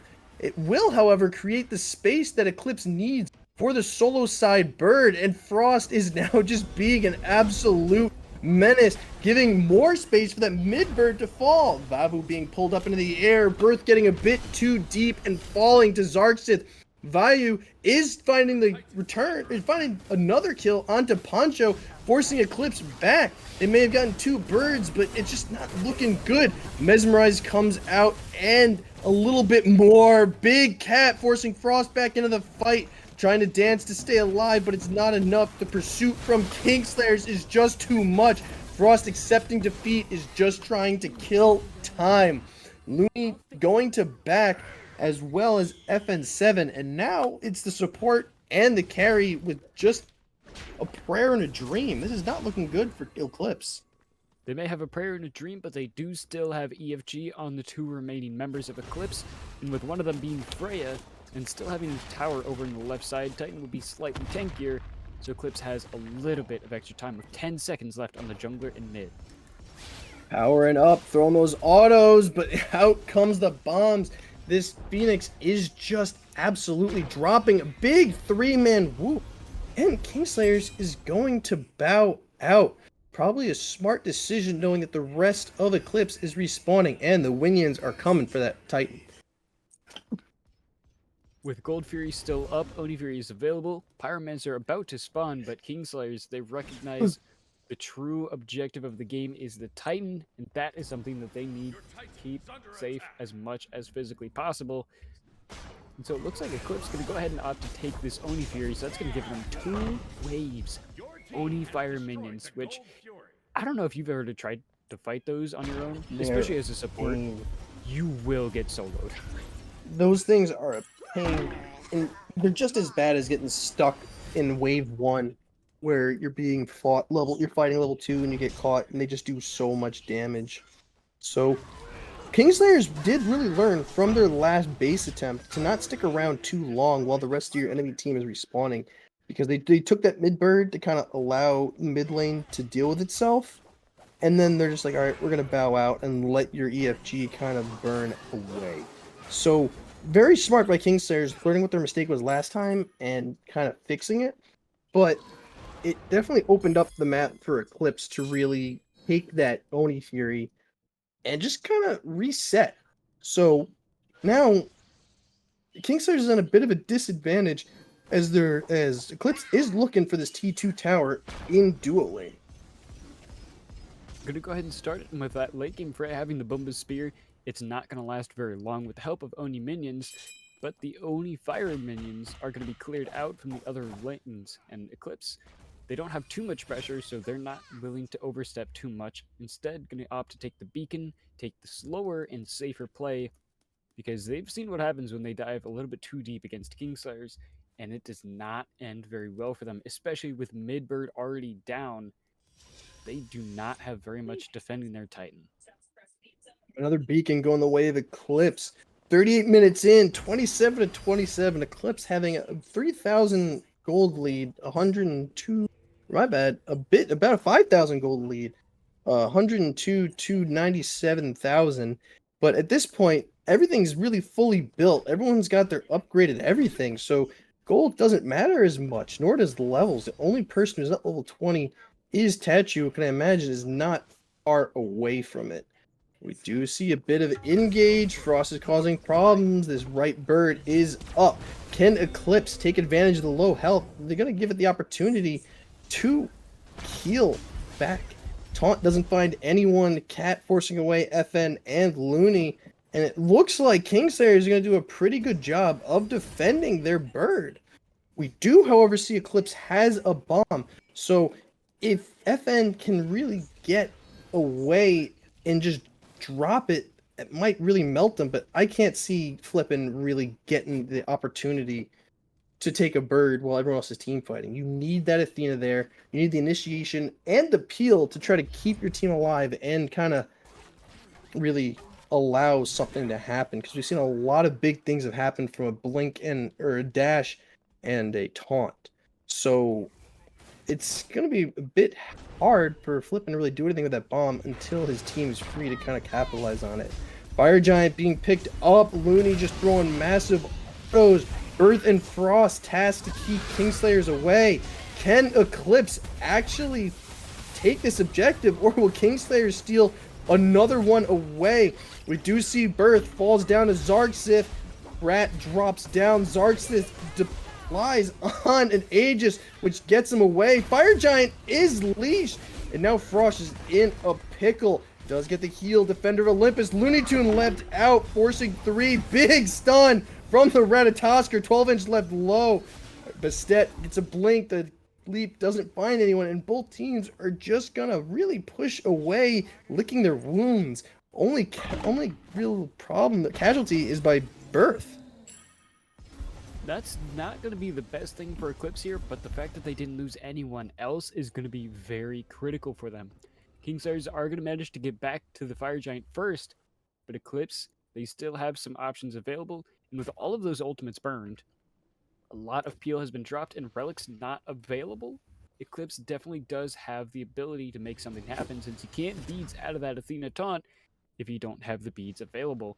And Eclipse does have plenty of damage, they just gotta get there to pull it off. And we see this Fire Giant's being picked up by Kingslayers. FN showing face. Eclipse does need to challenge this. Kingslayers has just been too good, and we will see it does fall to Kingslayers. Now the advantage. LuneyToons gets a kill on Xarxith. 12-inch does get the return onto LuneyToons. Up in the air is Ratatosker. Where will he land? Will it result in a kill?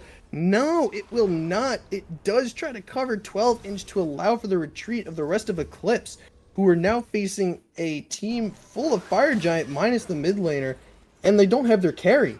This is going to be a bit scary for the blue team. Eclipse is definitely going to have their work cut out for them, with the entirety of Kingslayers except for the mid having that EFG, but they did manage to trade 1-for-1 in that engagement and successfully get away. So actives will be available, ultimates will be ready. So Eclipse, with the help of one little tower, making their Titan slightly tankier, have some time to make the adjustments needed to try and turn this game around. 28-29 kills, 42 minutes into game number 2, and gold is effectively even. 1,000 difference means absolutely nothing at this stage of the game, and Kingslayers may have a gold fury, but at this point, Eclipse just needs to make sure that they don't get killed, or this could be the end of the game going to game number 3. Eclipse is starting to show a little cracks in the armor. Kingslayers really exploiting it. They could not steal away the Fire Giant from Kingslayers, who are now just pushing down, taking towers. Mid Phoenix is gone, and there's nothing to really worry about. And Eclipse need to find a way to just break apart Kingslayers. And I think the big issue was in the original engagement where they lost Byburthe, Eclipse just held on to the Fire Giant just a bit too long. We saw that most of them were in trouble. We saw Frost in trouble. Byburthe was in trouble.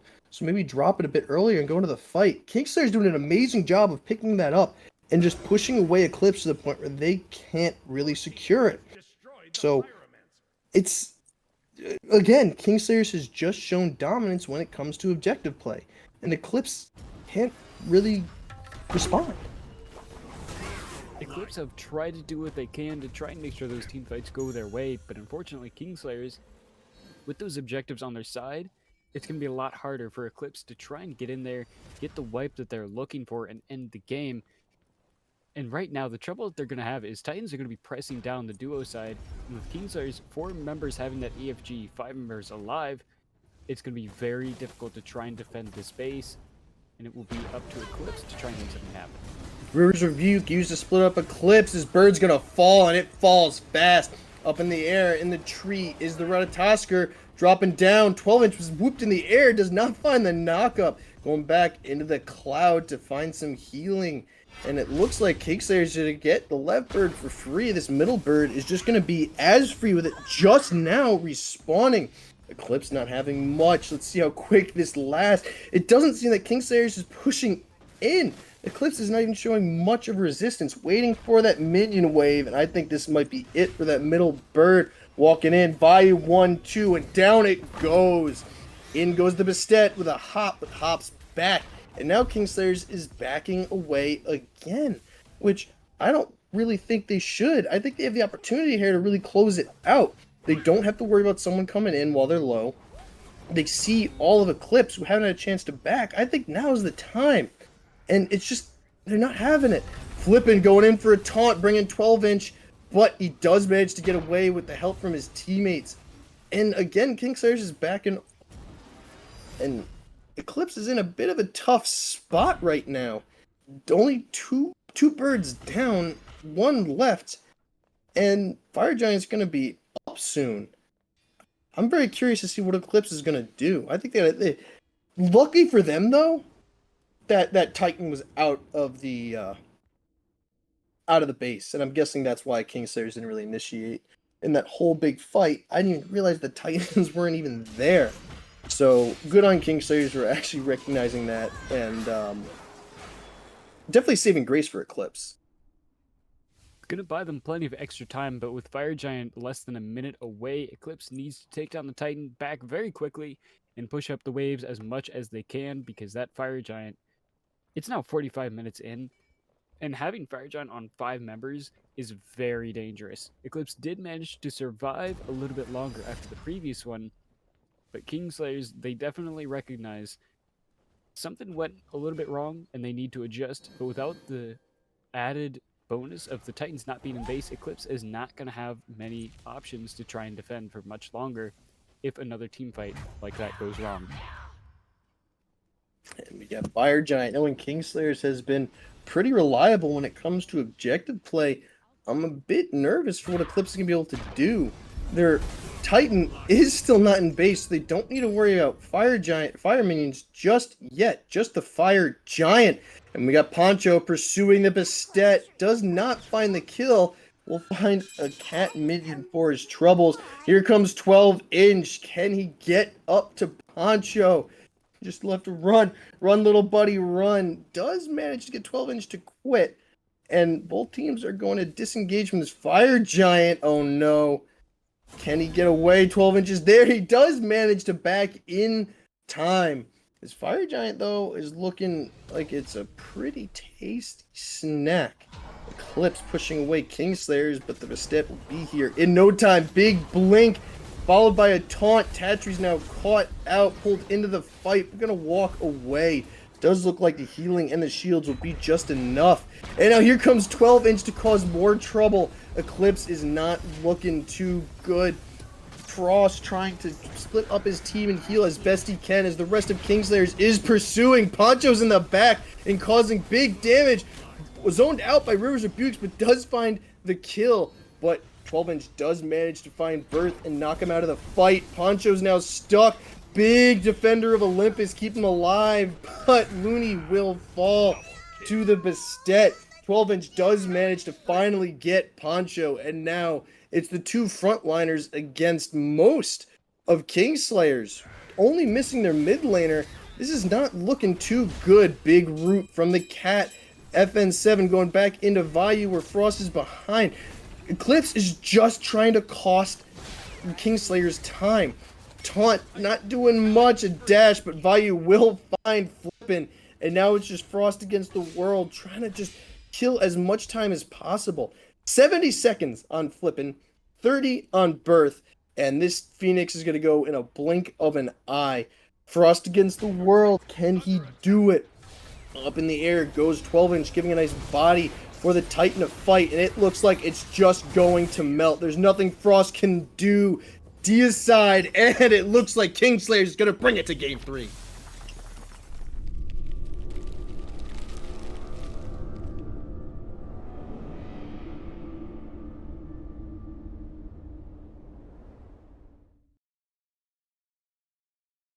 What a showing by both teams, and good on Kingslayers for showing they will not go down without a fight. That whole game 2 was beautiful. good early game from Eclipse, but Kingslayers just managed to bring it back. They made the adjustments that they needed to, and they just kept an even head. And throughout all of the aggression that Eclipse tried to throw their way, Kingslayers just kept calm. They kept their heads down and made sure that they're ready for the next one, because they were managing to steal those objectives away and eventually brought the gold lead back to themselves with some good shutdowns and some beautiful credit to their team play that every single time Eclipse was trying to get in there and dive the backline, they had the peel ready. And even if they didn't save both of them, it was usually only one or two people that died by the late game. And that was just too much for Eclipse to handle. And so Kingslayers will send us to a game number 3. I want to give big props to Xarxith, who didn't let the early game trigger them, where they were just getting killed so much on cooldown by Byburthe, but kept their head level and just played the rest of the game and was huge with a lot of damage and a couple cleanup kills. So big props to them to staying in the game and not letting that early game just completely throw them off and just cause the rest of the game to spiral. Amazing gameplay. I will say though, I want to see on a different ADC. Game 1, the Freya was there. It wasn't exactly game breaking, but Freya did their job. This game, it seemed like every time Looney ulted was just to escape. I think I want to see a different god who can do a bit more. Maybe just some. I just think that Freya's not doing what Freya can do in this instance, and I just think it might be the team that they're playing or something, but I don't think Freya's going to be the pick going for a carry in game 3. So I want to see a little bit different there. Is there anything that you kind of want to see going in game 3? I think so far what Eclipse needs to focus on is they had a lot of issues trying to get in there in those late game team fights and secure the kills when the backline is able to just escape with barely a sliver of health. And it really comes down to the peel from Kingslayers was so good that it gave Eclipse that much trouble. So if they can survive with a little bit more burst and get in there more effectively, using the Rat and the Susano in the backline was really effective both games, but this time they're just going to have to figure something else out.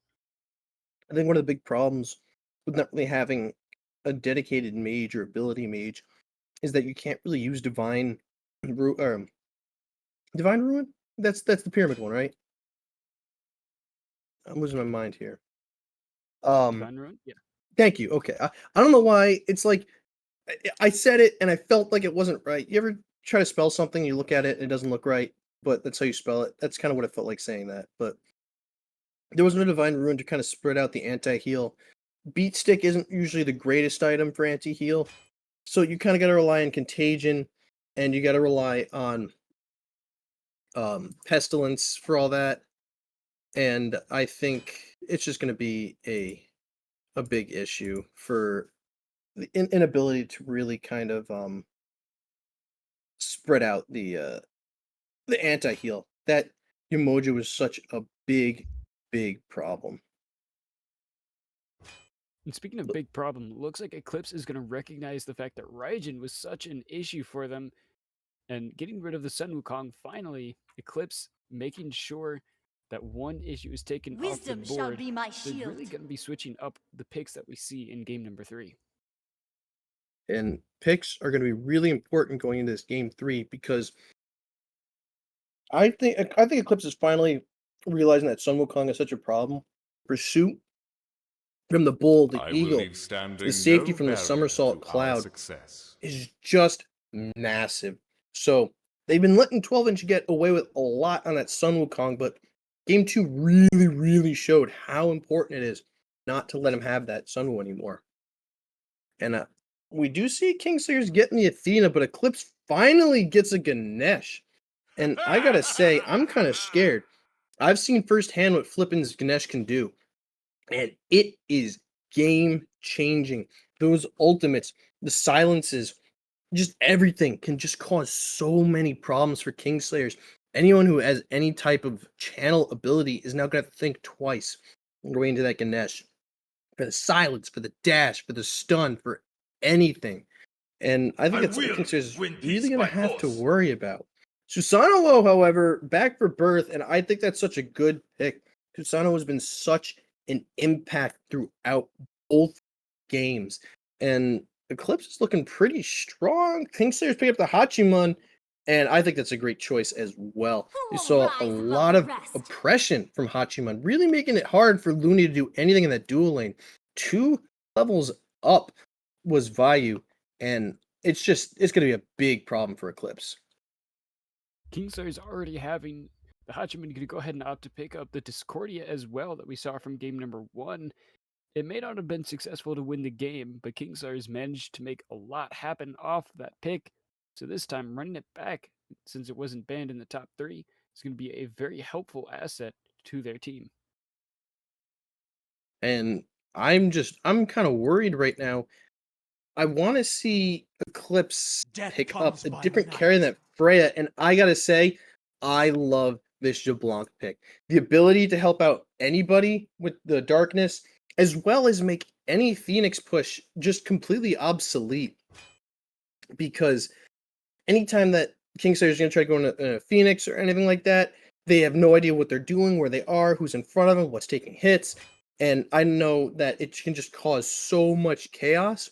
And I'm really excited to see how much impact that LeBlanc's going to have for more defenses.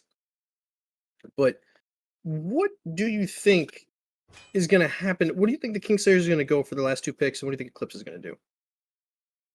Eclipse doesn't have access to the Nike or the set, but they do still have things like Shiva available. They could opt to pick up something that will trap the Hachiman in like an Odin.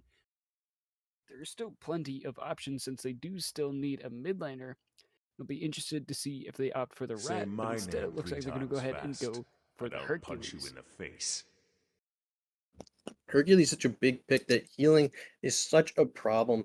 And we saw how much that the Frost is able to do with the Shiva with the heal on the ultimate, but with Hercules just be able to run around in the back, just mitigating wounds like crazy. I think this is going to be a big issue for Kingslayers, and they have to understand that the Hercules has to be dealt with. There has to be some form of anti-heal, at least for Hercules, because he's just not going to die. He's going to be a big menace and cause so much chaos. And Frost has shown that they're not scared of causing chaos. They will walk into the jaws of death, pry them open, and then rip whatever death had for lunch out and then eat it anyway. That may be your undoing. Frost does not care. Kingslayers is going to finish out their picks with the Kalina, and I'm always excited to see this. The different ways in which players can utilize her passive is always just so fun and interesting, and it always gives me some insight in how I should play her myself. A mighty sword! It's definitely going to be quite the switch up to see them, because being able to go into those walls is going to force Eclipse to really consider their positioning and where in a team fight that they're standing, because if you're too close to a teammate, that silence is going to hit very, very hard, and a lot of people are going to be left vulnerable to the dive that can immediately follow after it. Oh, Kwong, the execution is going to be a big issue. Not going to be able to know where he is at any given time. With the threat of execution, it's just is scary, and it makes you play different, because now that last bit of health is not so safe anymore. You can't sit there and walk around and just pray and waste enough time or someone comes save you. And it's going to be a menace. So I'm very excited to see how this is going to go, because these are different teams right now. These aren't the same teams as before, and we saw Eclipse kind of favored a similar team build. So going into this next game, it's going to be kind of interesting to see how they play. So we'll see you on the field.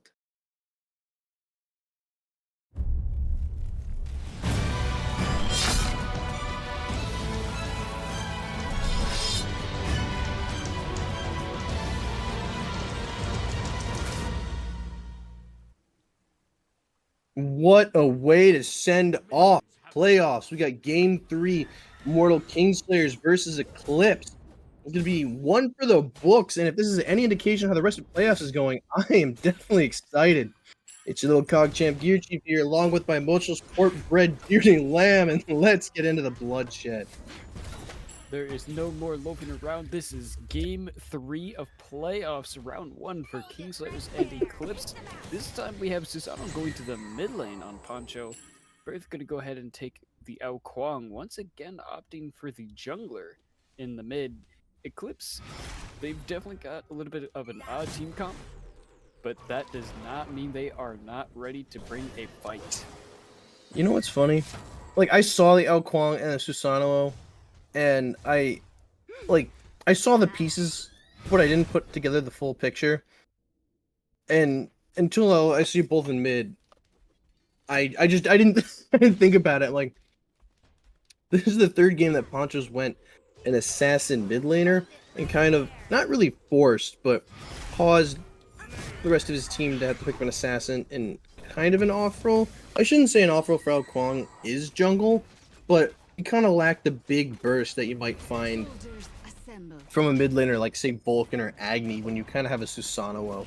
So definitely going to be something to watch out for. Frost falling low, but 12-inch going to opt away, knowing that mitigate wounds can really swap a whole momentum of a fight.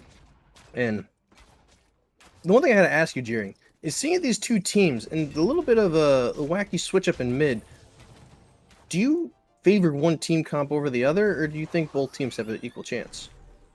I really like the dive potential from Eclipse, being able to pop the Expo ultimate so that you can't see anything. The Darkest of Nights just blinds everybody and gives them the opportunity to get in there and dive into that Susanoo, and the Ao Kuang can do what they do best and just get into the backline, tear somebody's health bar, just like this. Oh no, Frost is getting stuck. Mitigate wounds, can't do enough. Kalina finds the first blood on Frost, and this is the third time that we see first blood in the solo lane. Double gank by Byburthe and Poncho, but I don't think it's going to be enough. Both opting not to commit to this, which I gotta say is a smart choice. But it does open a possible invade for Eclipse, who I'm kind of hoping to see it, but they might think a bit better of it, just trying to go for their own blues. Looks like they're going to opt to play a little bit safer. This is game 3. If this game goes poorly, then that's just the end of the season. That's it. No more. The other team moves on, and you are just done.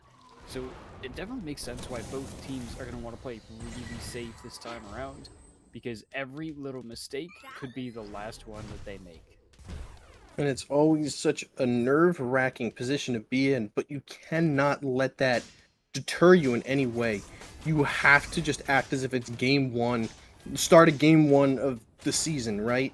Here's your team, you've known them for however long you've known them. You just can't really let it deter you and make you play any different. Frost beating up 12-inch. 12-inch can use the advantage that level 5 gives him and dance all over, but Frost doesn't matter. He doesn't care. Forcing a defender of Olympus. Here comes the boulder, but it does not get the kill on 12-inch. And I gotta say, that's pretty impressive, because 12-inch had that whole extra ability to use on Frost, but Frost still manages to scare him off. And we see truly the ability of that pendant, the warding pendant that Frost got first game, is not on our friend 12-inch. Big ultimates being forced out, Typhoon, and now Poncho is being caught low. Missed apple from Discordia earlier, does not find him and allows Poncho to re-engage, but both Poncho and Byburthe are going to think better of it. Just getting a little damage on the jungler and support to kind of force him out and get a little bit of relief. Comes Byburthe giving Tatri some problems, but it's not going to be enough. Both teams going to disengage. Duo looking pretty healthy. LuneyToons trying to get the tick damage. Vayu finds a nice poison dart for his troubles, but is going to get out. Tatri being looked at by 3. Dash manages to create space. And all these, both teams, as aggressive as they are, they're being pretty safe. 5 minutes in, only 1 kill. But Kingslayers has about a 1.5k gold lead, and if they can kind of keep this up, Eclipse is in a bad spot. Eclipse did have a very nice engage there in the mid lane, trying to do some damage, but Kingslayers had a very solid team potential. So they came in, had the peel, and completely turned it on Eclipse's head. So right now, the story is Eclipse has the good engage. They can get in there, do some damage, but Kingslayers as a team is just solid enough to be ready for that. And when it does happen, get to their teammates, make sure that that damage stops immediately, and they escape with their lives. Both teams are playing effectively really well. They're not doing anything too crazy. They understand this could be the last possible of the game they play this season, and they're doing very well to kind of not just throw it away at any chance. And it's not even the fact that one kill started off, because we've seen the restraint from both teams. But what do you think is going to make or break the teams this game? I think I have an idea. It could be potentially that we've seen a complete shift in the team comms, so any of these little changes might be the difference that Eclipse needs to get into the backline, especially with that Darkest of Nights, and really switch it up on them. So if they can use that to good effect, Eclipse definitely has the potential to take this game and run away with it in those team fights. We see a gank by Byburthe. 12-inch has no idea. Does manage to get away from the cone. Pinned against the wall, it's not enough. Byburthe finds himself a snack and a little trip back to that cooldown buff. Good gank for the solo lane. But we do see a bit of an engage. Totems or pillars are up, causing all of Kingslayers to be stuck within. Tatri trying to find their way out, forced to use bees in the silence to dash away. Left with next to no health. Eclipse is really starting to run that dual lane, and Kingslayers are left kind of having to respect the damage that Eclipse can output. Xarxith stepping up to Poncho, but Poncho going to decide to back away and not re-engage. And teams are really just trying to make sure they farm up. There's no real need to fight unnecessarily, and I gotta respect them for that. It's definitely going to be a good idea to secure whatever farm you can, especially for Poncho, as that assassin mid, especially Susano. Compared to the Rat, you don't have quite the same range as somebody like the Discordia. So having to step up is a danger that you might take a lot of damage. So Eclipse being able to survive this early game to where they can get late, take out the backliners of Kingslayers, and make sure there's no squishies left to do any damage is going to be very critical for them to survive that mid game. Another gank on a solo lane, silenced out. Frost is trying to get away. Mitigate wounds, can't do enough, and Byburthe couldn't get there in time. But very smart decision to opt out of that gank with Defender of Olympus.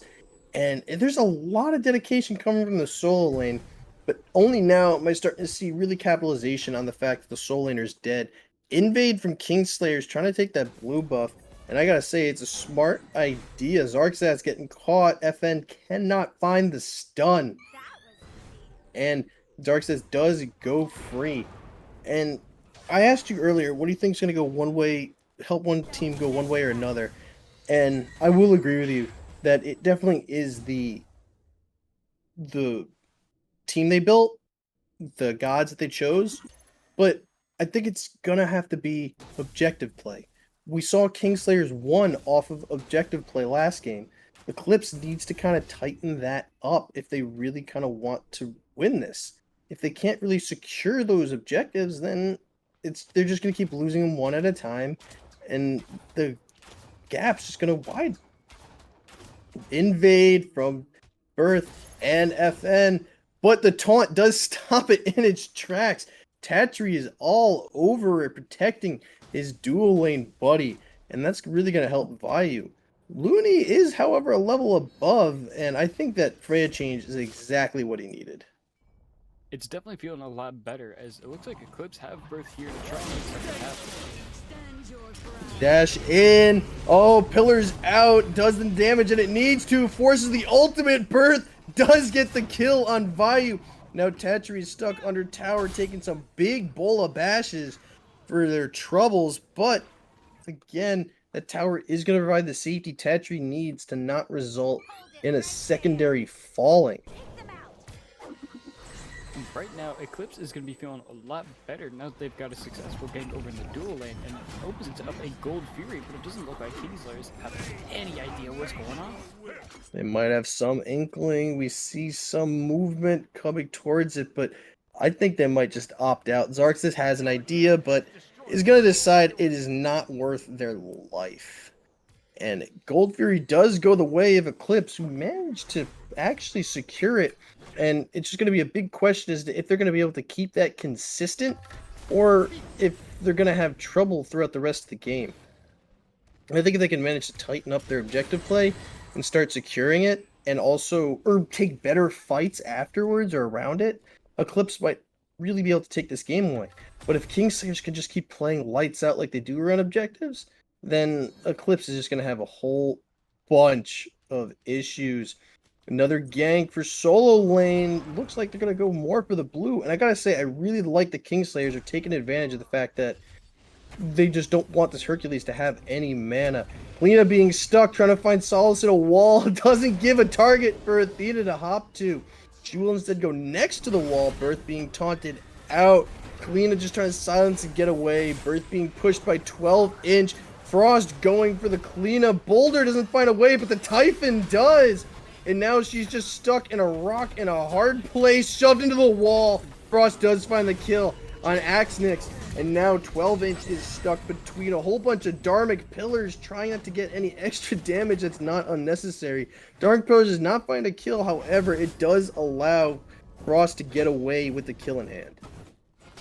That is going to be a nice team fight for Eclipse. They do manage to get a successful kill. Kingslayers did get a nice blue buff invade, so it would be a little bit unfortunate for Frost. But with the beacon now spawning, Kingslayers are the ones that left in position to try and take it. Eclipse gonna have to try and play catch up, but it does not look like they will be in time. Kingslayers trying to secure this beacon, only leaving Flippin to really defend for it. Tatri trying to pull him out with a taunt, but Flippin manages to stay in, creating problems for Poncho, trying to defend the T1. And now Xarxith has to respect Poncho's presence. But this beacon is almost secured, and now you have the Kalina stuck in the wall. Big silences trying to step out. Tatri falling low with Looney's presence. And now the beacon is going the opposite way. Eclipse is just now trying to secure it. But they got two squishies. But here comes the solo laner. Do they see him? Can he cause enough issues? Looney throwing out big. Gets knocked up. Pulled in. Blink onto the mid laner. Medusi Cleanup finds the kill. Byburthe does return it by getting out the Discordia. And now no one really gets too much more. Both teams are dancing around. Eclipse does manage to capture the beacon, however. But these teams are just now stuck in a battle. Byburthe low. Frost does manage to pull 12-inch perfectly away. But Poncho getting caught, does get killed by 12. And now just Kingslayers looking for more, but they just might find death in its wake. Boulder trying to secure the Oris, but it's not really enough. The Kingslayers does get both. 12-inch pushing the wall for his troubles, and both teams going to kind of go their own separate ways.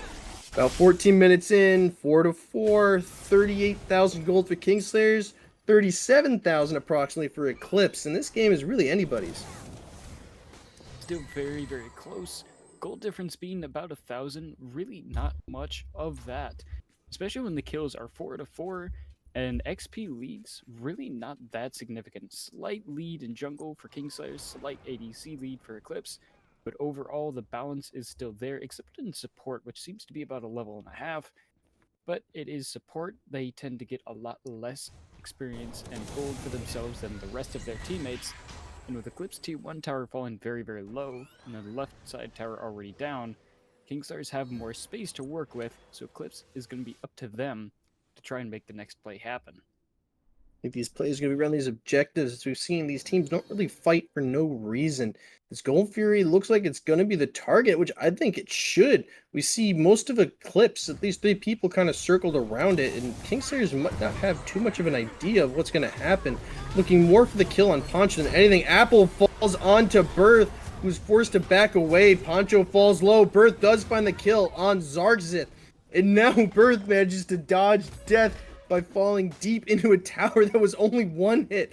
I don't know if the Kalina even really recognized the fact that it would have fallen to just one auto, but it does give Byburthe the ability to just run away and find death another day.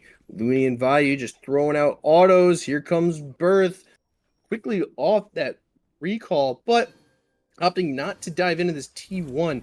Gonna circle around the gold theory, which I gotta say is such a great idea. Throw some wards out, guys, and just take it. Be very careful, though. We don't want to see Kingslayer steal it from you again. Tatri using the taunt to try and secure the sentry ward on the Pyromancer against Frost, but Kingslayers gonna have to rush over the gold field. Poncho and Kalina fighting it out, but it looks like Poncho just can't seem to get away. Turns back into it. The blink is good. Forced into near a wall, but not exactly there. Kalina manages to get out. And now both teams are just kind of focusing around this Gold Fury, deciding whether they want to commit their lives to it or just kind of wait for another time. Beacon will be up soon, but not soon enough to really warrant priority over Gold Fury. Both teams can decide to just kind of back away, which, again, I have to commemorate them for, because it's not just blood in the water they're looking for, or not just looking to kill or just cause problems. They're just trying to be strategic. Byburthe kind of lurking around in the jungle. 3 people see him. It's not looking good. Gets hit by the Kalina. Silence doesn't follow the dash to pursue up. Gets away. 12-inch trying to find something else, but it's just not enough. These teams are just stacking to see who can get this Gold Fury first. Eclipse does have quite a few numbers here, as Kingslayers is going to be making the rotation over.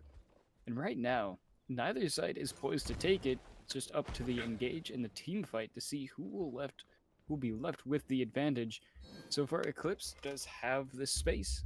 The Kingslayers need to make the move to decide, do they want to defend the Gold Fury or go take the Pyro? Eclipse is pulling the Gold Fury, but it looks more like a bait, trying to get Kingslayers in. The beads aren't there long enough, forcing Vayu onto the horse, and now the Dharmic Pillars popped out, fetching 12-inch and another.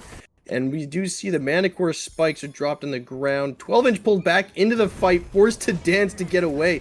CC immunity is such a big help.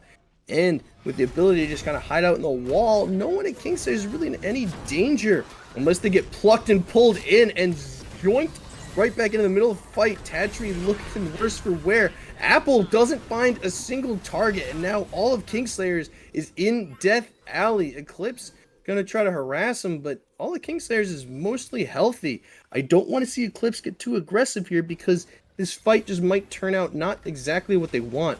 Frost bringing 12-inch back towards his team with a big boulder. 12 inches low with no ultimate to really kind of keep him out of death's door. Darkest Night used does get Axinyx and falls to LuneyToons. And now Eclipse is up 1 player while the rest of Kingslayers is pretty poked out.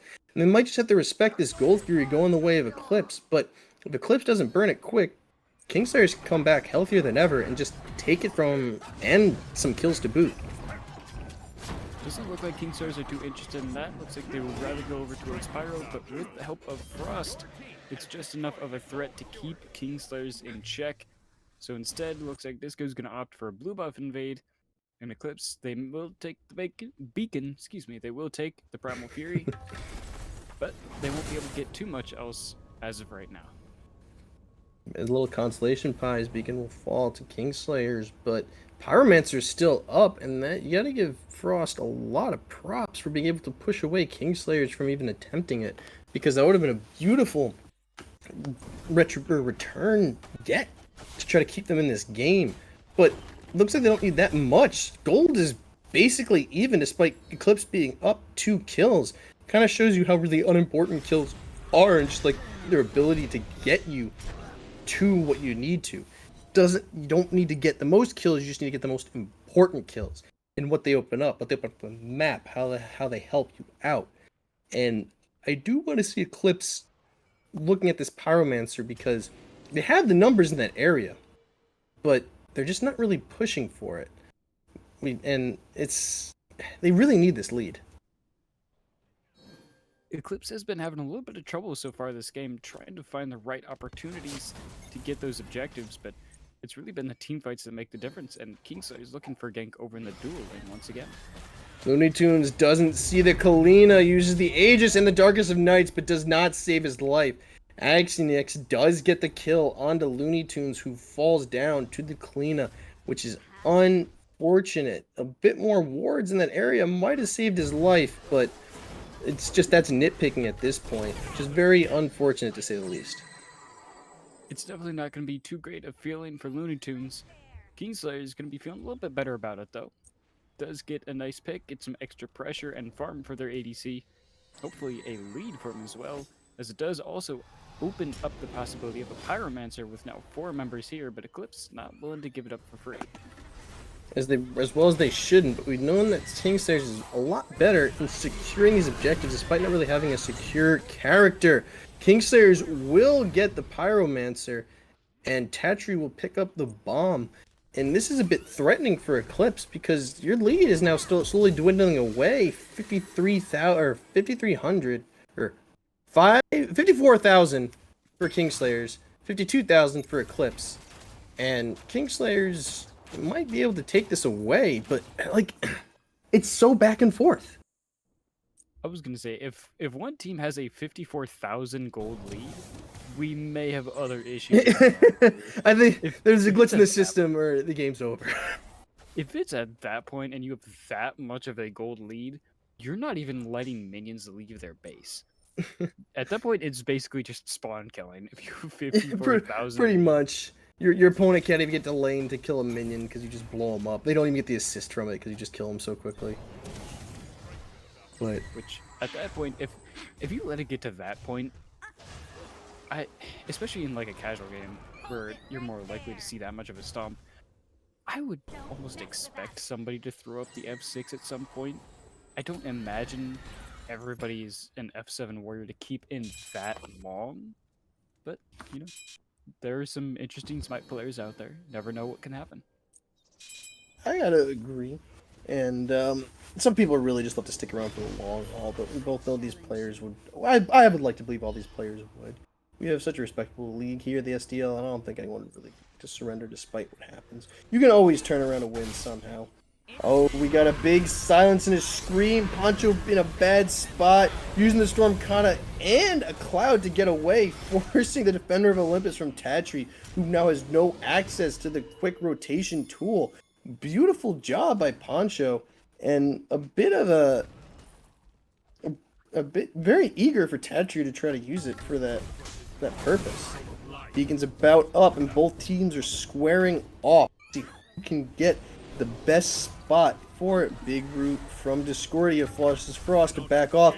Crits forcing Flippin to really get out of that fight. It's not looking good for Eclipse, who's getting pretty handily poked out. All of Kingslayers is sitting on or around the beacon. Blink from Frost forcing in Kalina into the Dharmic pillars. Pulled in after a boulder smashes. There's 2 going the way of Eclipse, and now it is 5 strong on that beacon for Eclipse. Kingslayers are now in a pretty scary situation with both their jungler and solo laner falling to that engagement. And that's exactly what I was worrying about back in Picks and Bans. Seeing that Darkest of Nights come out, especially with those 2 assassins being able to get into the backline, cause absolute havoc, and then just Frost on top of it all. Drop a boulder on the back of your head. You can't even see it coming, and then all of a sudden your screen is just filled with damage. There is just not much Kingslayers could do right there, and it is way too much damage for them. And unfortunately for 12-inch and Axinyx, that's going to be a gray screen for them. And we did see that the Gold Fury went the way of Eclipse to close this gap, who now have the advantage by about 700 gold or so. And it's very important that these teams just keep getting these objectives because it just keeps swinging. There's no huge lead. There's no stomp. Both these teams are just fighting so competitively to try to take this game. And it's very reassuring to see that these teams are just fighting away, especially for a playoffs, that it's not a stomp. We have this competitiveness. And I gotta say, Immortal is definitely the league to show off for the competitiveness, because I remember seeing the standings and teams were just always neck and neck. And it didn't seem like one team really had the edge over the others. But we got both Titans fighting in mid, Kingslayers trying to do everything they can to help theirs out. Eclipse doing the same. Both Titans about the same health. And I think this engagement will be more about just kind of clearing the Titans out than really anything. But Frost is looking to change that. Being taunted and forced away, looking for a driving strike, but does not find it. Though Vayu is worse for wear, using the horse to get out, and luckily enough does manage to escape, but leave this whole tower open to Eclipse. We're now pushing in with the Titan. Tower does fall, and they just leave the Titan for dead. 25 minutes in, 5 kills to an Eclipse, or 5 kills for Kingslayers into 8 kills for Eclipse. 3,000 gold difference going the way of Eclipse, and now it looks like Frost is back to fighting, looking for a nice plucker, driving strike, mitigating wounds is just doing so much work. A big stun trying to follow up, but the Discordia manages to pull Poncho's Typhoon the exact wrong way. That was completely beautiful, and I don't know if that was luck or skill, but I'm going to chalk it up to skill. It's definitely going to be really unfortunate for Eclipse, who get caught in triple CC from the Discordia. That's going to be a lot of damage, and they're going to have to back off from that. Kingslayer is now left with a lot of space after a beautiful team play. Started out unfortunate with the Titans pushing up, but they managed to turn it around. Eclipse do still manage to take the Pyromancer for themselves. But right now, with how even this game has been, how even this entire set has been, it's really anyone's game at all times. Even if somebody has the advantage, and we say that they have the driver's seat, it really could go both ways, and it kind of has both games. It's just, it comes down to big decisions, and it's not even like one team has the advantage the entire game, and then just one bad team fight throws it all away. We've seen so many different team fights go the way of each team, and it's just whatever team can kind of get the same team fight twice in a row, so you can take advantage of it, because we've seen that it's not the one team fight that goes wrong, it's the consistency of 2 team fights that just opens it all up, because both teams are able to kind of try to mitigate the bleeding of what happens from the first terrible team fight. Fire Giant going to be pulled and dropped. Big blink. We got a pluck and a driving strike. Tatri is now stuck in a bad situation. Pulled, stunned, does fall to Looney, but flippin' does fall to Vayu. Everyone's really low. Looney looking to push in.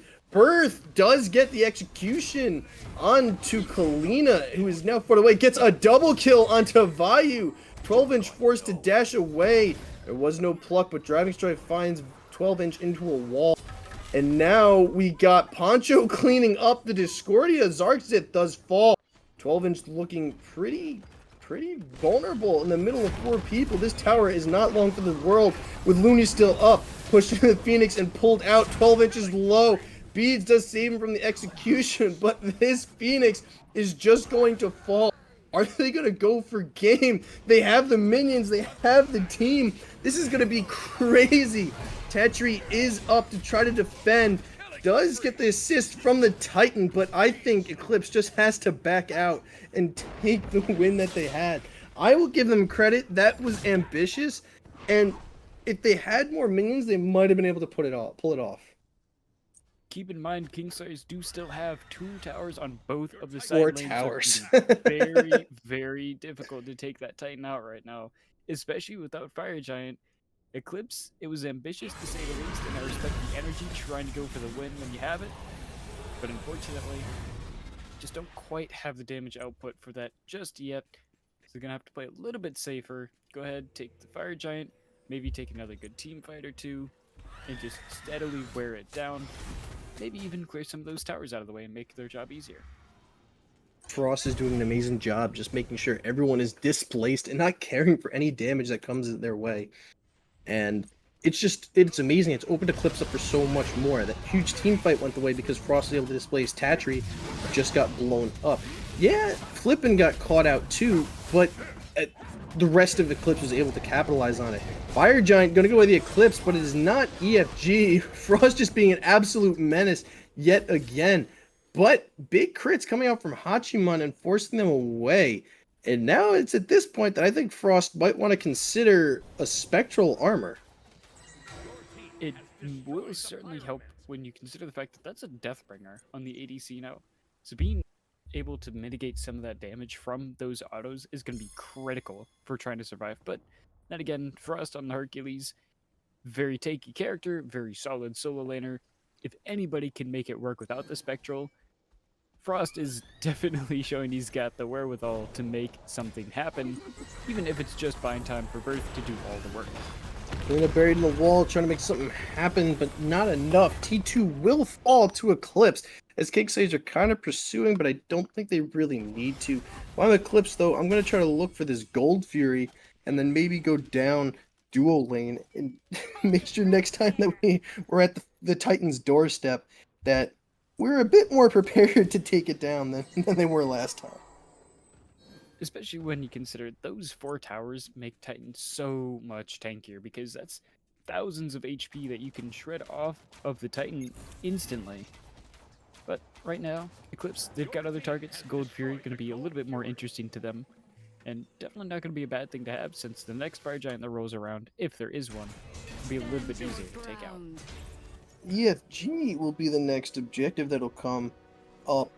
Unfortunately, like I said, Eclipse did not get the enhanced Fire Giant. That last Fire Giant pull, they were only about 20 seconds off, but knowing how good Kingslayers is at sealing and securing objectives, they had no choice but to go for that Fire Giant. They couldn't really afford to waste the extra 20 seconds, because when you're in a game like this, seconds like that pass by like minutes. And it's just, you don't want to chance it. You want to take the win that you have and just run with it. And I think what Eclipse did was exactly what they needed to do. They would definitely be wasting very valuable time, especially considering there's still towers to take out. I know I keep saying that, but right now, Eclipse, they cannot afford to make some silly mistake, because Kingslayers, they can run it right back, deal a ton of damage, and when they get that advantage, we've seen what happened in game number 2.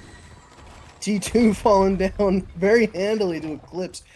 Big autos coming from Looney, and I gotta say, this swap to LeBlanc was exactly what he needed.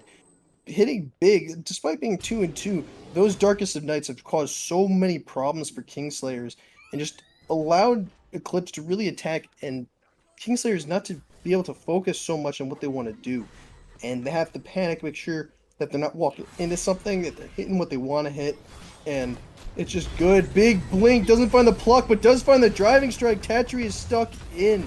Apple doesn't really find a solid target. Tatri falling with no one to pursue. Big pluck, but nobody really falls down. Xarxith is being chased by Frost, pushing away. Defender of Olympus coming to the rescue. But that Phoenix does fall, opening up Eclipse to try to go for this middle Phoenix. Frost is falling pretty low. Does fall to Vayu. And now 12-inch is dancing around, trying to heal and damage at the same time and push Eclipse away. Eclipse does manage to get that middle Phoenix, to my surprise. I didn't know if they were able to secure that damage out, but looks like they were able to, and to try to get away. Despite losing one player, I think that was a huge win for Eclipse. You got 2 Phoenixes, as well as the most important Phoenix, the dual lane one, because Kingslayers are going to have to go all the way to dual lane when this Fire Giant pops up to make sure that they don't take unnecessary damage to their Titan.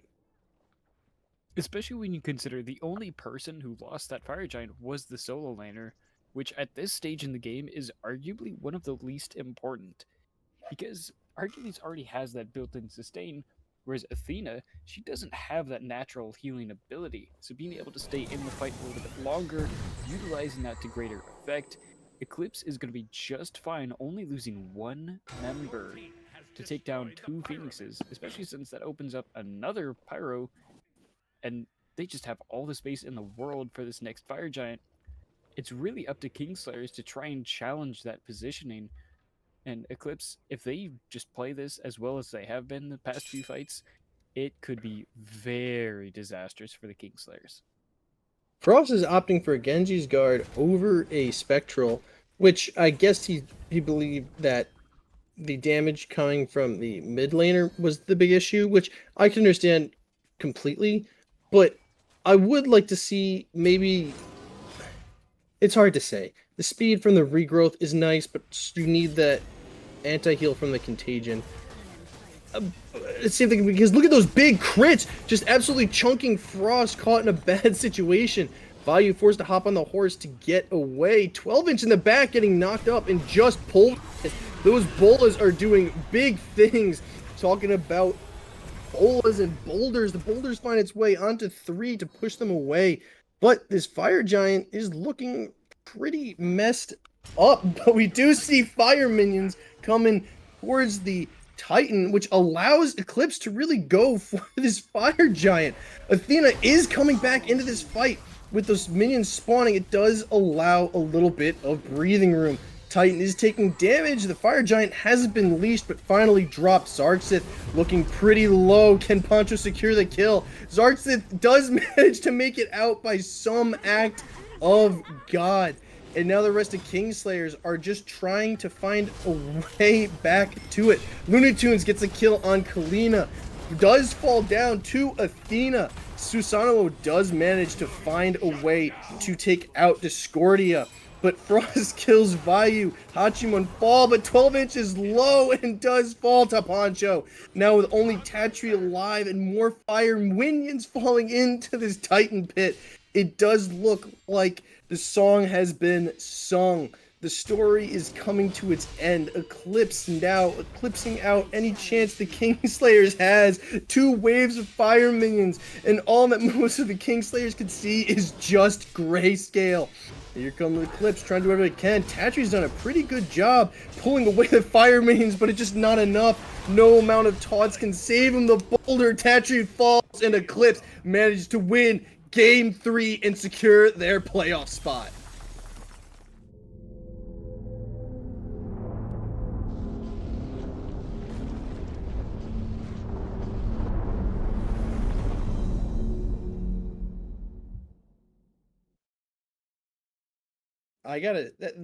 Good job for both teams.